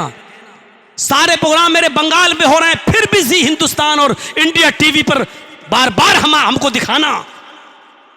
लेकिन हमें इबरत हासिल नहीं हो रही है कि हम कहां हैं। हम नहीं मुत्तहिद हो पा रहे हैं, हम इबरत हासिल नहीं कर पा रहे हैं, हम अभी भी नहीं समझ पा रहे हैं कि हमें करना क्या है। शायद एक मिसाल से आप समझ जाएं कि 3 जानवर शिकार करने के लिए निकलते हैं। 3 जानवर शिकार करने के लिए, शेर और लोमड़ी और भेड़िया। शेर, भेड़िया और लोमड़ी, इन 3 जानवरों ने शिकार करने के लिए प्लानिंग बनाई, निकलते हैं तीनों जानवर शिकार। इस शेर को अगर आप समझ जाएं तो समझ लो सबको समझ गए। मेरे भाइयों, इस मस्जिद के अंदर हम इससे ज्यादा खुलकर नहीं बोल सकते। शेर का तसव्वुर कर लीजिए कौन है और समझ गए। तीनों ने एक एक जानवर का शिकार कर लिया। शेर ने हिरन मारा, भेड़िए ने बकरी मारी और लोमड़ी ने खरगोश का शिकार किया। तीनों ने एक एक जानवर मारकर शिकार कर लिया और शेर के पास आए कि भाई लीजिए, तीनों जानवर रखे हैं, देख लीजिए कौन किसको खाना है। आप भाई राजा हैं, राजा समझ लीजिए, आप राजा हैं। अब राजा को तो सब खाना था, उसको परवाह नहीं है कि किस किस ने क्या किया है, उसको तो ये था हम और हम ही रहे बस। उसने भेड़िए से कहा कि तुम फैसला कर दो कि कौन सा जानवर कौन खाएगा, फैसला करो। तो भेड़िए ने कहा बहुत आसान। अक्लमंदी से काम नहीं कर सका भेड़िया। भेड़िए ने कहा बहुत आसान। कहा क्या? कहा हिरन आप ले लीजिए, भाई आप राजा हैं, बड़ा जानवर हिरन, हिरन आप खा लीजिए। बकरी मैंने मारी है, भेड़िए ने कहा बकरी मैं खा लेता हूं, और लोमड़ी खरगोश। शेर ने कहा इतना बुरा फैसला, राजा कुछ भी कह सकता है, सब कुछ मेरे पावर में है। जमहूरियत तो तवाइफ की खूंटी पर टंगी हुई एक लैला है, बस नाम है सिर्फ जमहूरियत का, है कुछ नहीं। जिस बस्ती में चुनाव आयोग प्रधानमंत्री जी से ये पूछे कि बताइए क्या किया जाए, ओमिक्रॉन इतना फैल रहा, चुनाव होना चाहिए कि नहीं होना चाहिए, तो अब रह क्या गया है। चुनाव आयोग जब ये सवाल दूसरों से करने लगे तो फिर उसकी निष्पक्षता रह क्या गई है। तो मेरे भाइयों यहाँ ये बात को समझ लीजिए, भेड़िए ने क्या कहा, बहुत आसान, हिरन आप खा लो, बकरी मैं खा लेता हूं और लोमड़ी खरगोश ले लेती है। शेर ने कहा इतना बुरा फैसला, इतना मारा, पंजा उड़ गई भेड़िए की खोपड़ी गई। इतना बुरा फैसला, पता नहीं किस कहां से सीख के आया ये। लोमड़ी से कहा तुम फैसला करो, लोमड़ी तो समझ गई। लोमड़ी ने कहा बहुत आसान। कहा क्या? कहा साहब हिरन आप सुबह नाश्ते में खा लीजिए, बकरी शाम को खा लीजिए, और मुंह का टेस्ट बदलने के लिए खरगोश को दोपहर में आप नोश कर लीजिए। शेर कहता वाह वाह वाह वाह। समझ रहे ना, उसके मतलब की बात हो गई।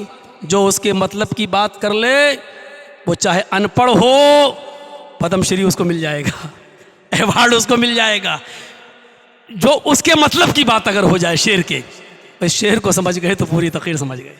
शेर ने कहा वाह वाह, इतना अच्छा फैसला लोमड़ी, तूने तो वाकई मसला ही हल कर दिया। इतना अच्छा, ये बता इतना अच्छा फैसला करना तुझे सिखाया किसने? उसने बरजस्ता कहा इस भेड़िए ने। यानी भेड़िए का अंजाम देखकर मैंने इबरत हासिल कर ली, इसलिए मैंने ये अच्छा फैसला किया। शेर कहता वाह वाह वाह वाह, जाओ ठीक है, फैसला बहुत अच्छा। हम रोजाना देख रहे हैं कि हम मारे जा रहे हैं, काटे जा रहे हैं, कभी CAA और NRC को लेकर, कभी इसको लेकर, कभी उसको लेकर। मेरे भाइयों फिर भी हम इबरत हासिल नहीं कर रहे कि हमें करना क्या है। हम वहीं के वहीं मुड़ला रहे हैं, ये अच्छा वो अच्छा, हमारे लिए कौन। अभी तक हमारी अक्ल और हमारी खोपड़ी में बैठ नहीं रही है कि हमें करना क्या है। लोमड़ी की तरह इबरत हासिल कर लो, वरना वतन की हिफाजत करना दा मुसीबत आने वाली है। तेरी बर्बादियों के मशवरे हो रहे हैं आसमानों में। ईमान के ताल्लुक़ से चंद बातें हमने इस 1.5 घंटे की तकरीर में आपके सामने रख दी हैं। हम अल्लाह से दुआ करते हैं कि बारे अल्लाह हमारी ख़ताओं को माफ़ फरमा दे, हमारे गुनाहों को बख्श दे, ईमान हमारे अंदर पैदा फरमा दे, और ईमान जिस चीज़ का मुतालबा करता है अल्लाह, उस मुतालबे को हमारे अंदर पैदा फरमा, उस मुतालबे को हमें पूरा करने की तौफ़ीक़ अता फरमा। जब तक तो हमें ज़िंदा रख, इस्लाम पर ज़िंदा रखना, जब हमारा ख़ात्मा हो तो ईमान पर ख़ात्मा फरमाना। वमा अलैना इल्लल बलागुल मुबीन व आखिरु दअवाना अल्हम्दुलिल्लाहि रब्बिल आलमीन। अस्सलामु अलैकुम व रहमतुल्लाहि व बरकातुहू।